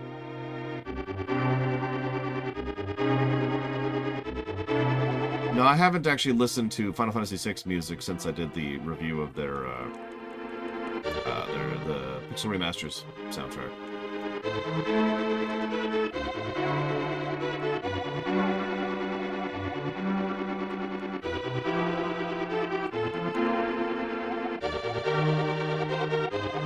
It's true, but I don't think Lufia 2 is on this. Check me if I'm wrong. Yeah, I've been kind of deliberately pushing FF6 and Chrono Trigger out of my life, musically, visually, and of course in terms of playing it until I can do it properly.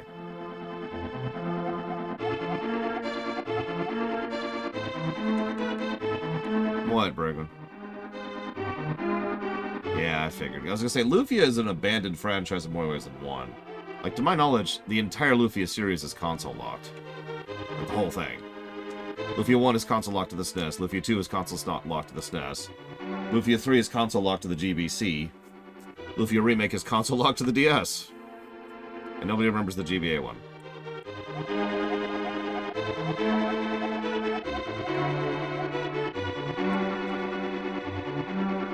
That's what I thought.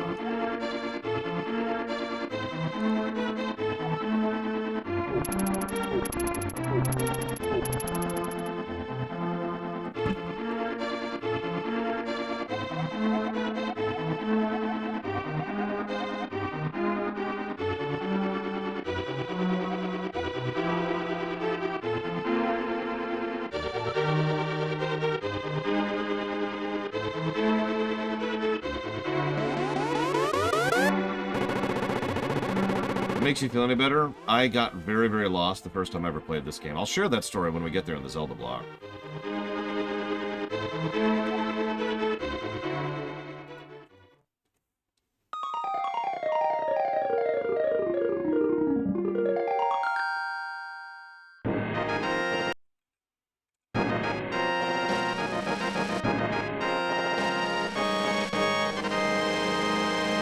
I mean, I've used this game as an example of a game that holds up to this day for a game that came out in frickin' 1991. I was just trying to continue to make my point, which I will continue to make because I'm freaking right that age of game doesn't really affect quality of game.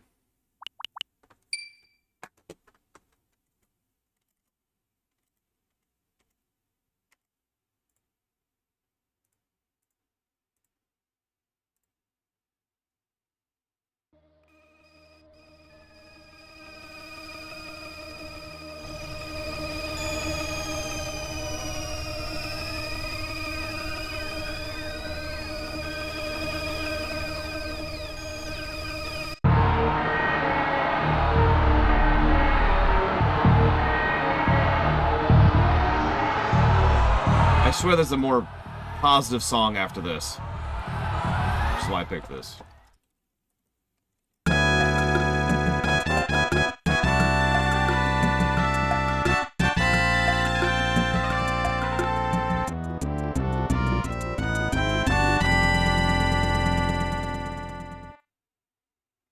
Now to spoil the entire game.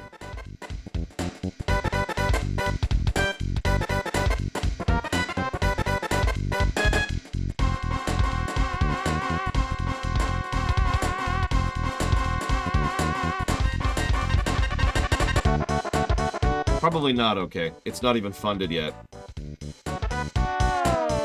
Even if it got funded right now, we wouldn't play it for a while. Because as you can see, we got a bit of a block coming up ahead of us.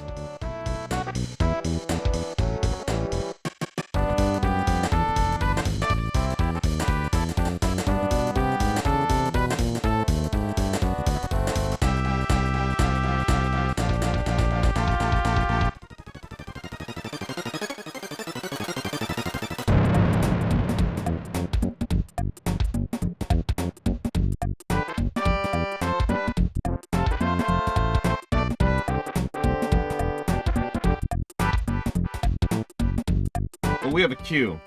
Okay, and we play games pretty much definitively in order of when that queue is lined up.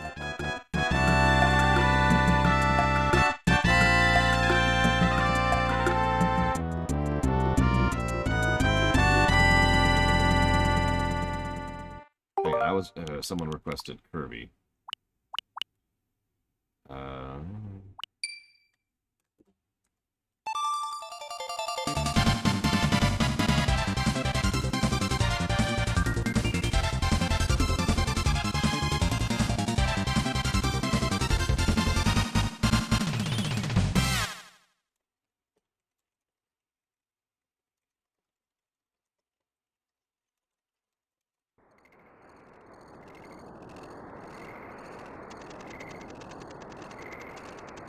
We don't know. We may never, Azabeth. That's the summary right now.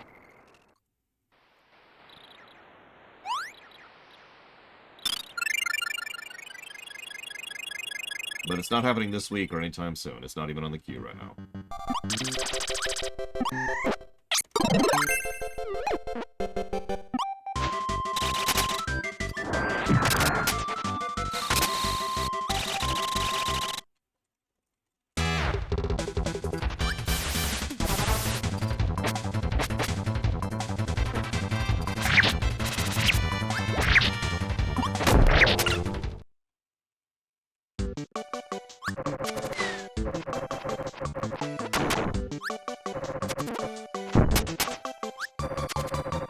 Wonder is today, actually.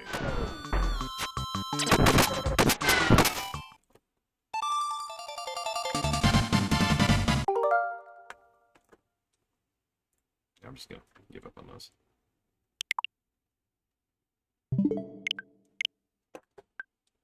She answered that several times. Give me a minute and I'll tell you why I pulled Odyssey out of into the someday category.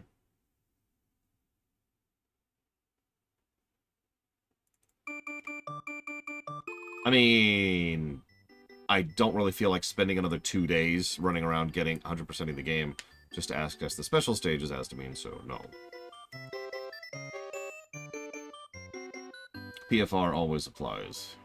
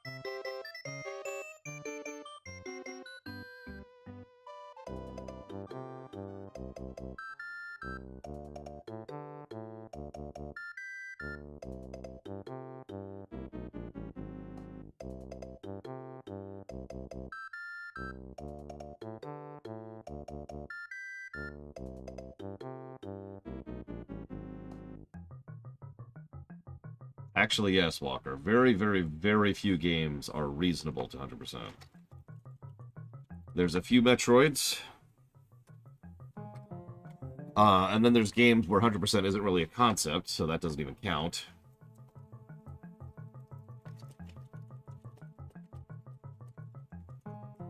That's kind of it.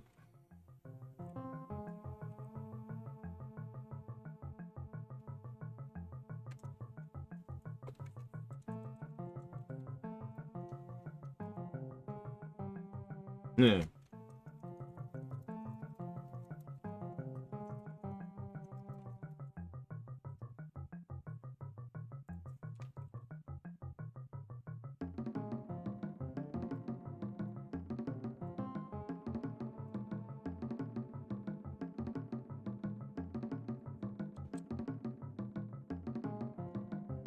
The reason I pulled Odyssey out is the same reason Chrono Trigger and Final Fantasy 6 are out. Odyssey is a game that's very important to me on a what I can only refer to as a fundamental level. That game was like playing joy.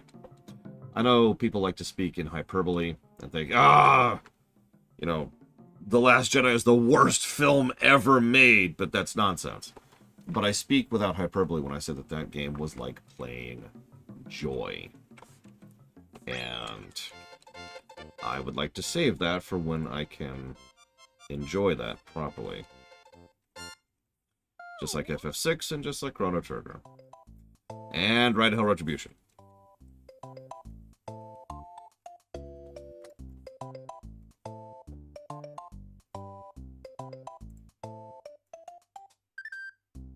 So that's gonna wait. You know, I actually have no idea, Mr. Ed, but I'm gonna just take a baseball bat to Ride to Hell. Let me tell you what.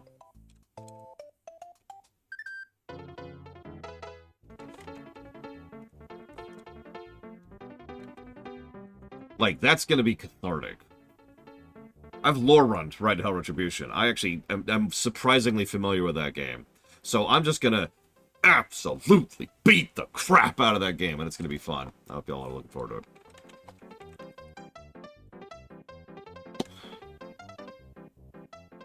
Plus 10 to story, plus 78 to gameplay. 7.43 hours. 100% ratio on the story, as all of these have had. 97% ratio on gameplay. That's bonkers. That's still 1 plus to story per hour, and an insane 10 pluses per hour to gameplay.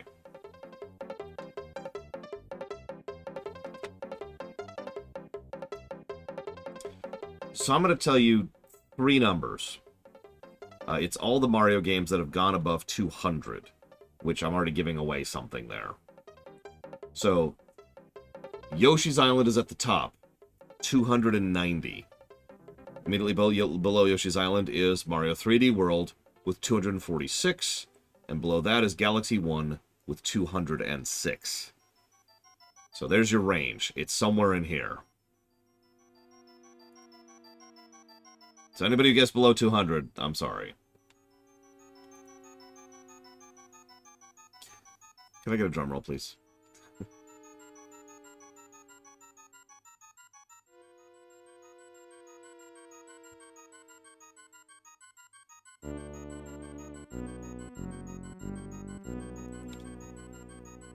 Ladies and gentlemen, this of course gets a 200.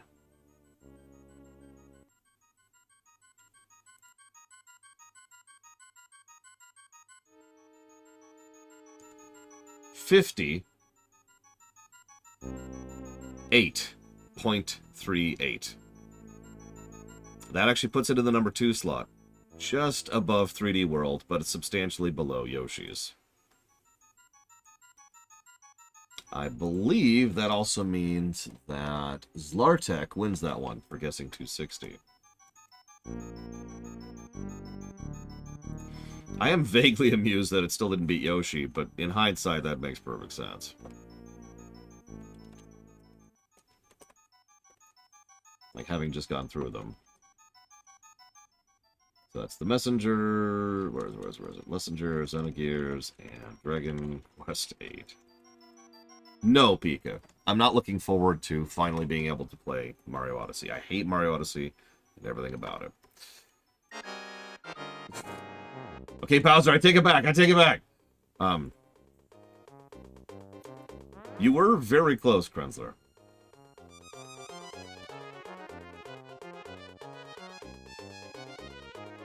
Ladies and gentlemen, I do hope you have enjoyed. Next up, we're playing Mario Wonder. I'll see you in a bit.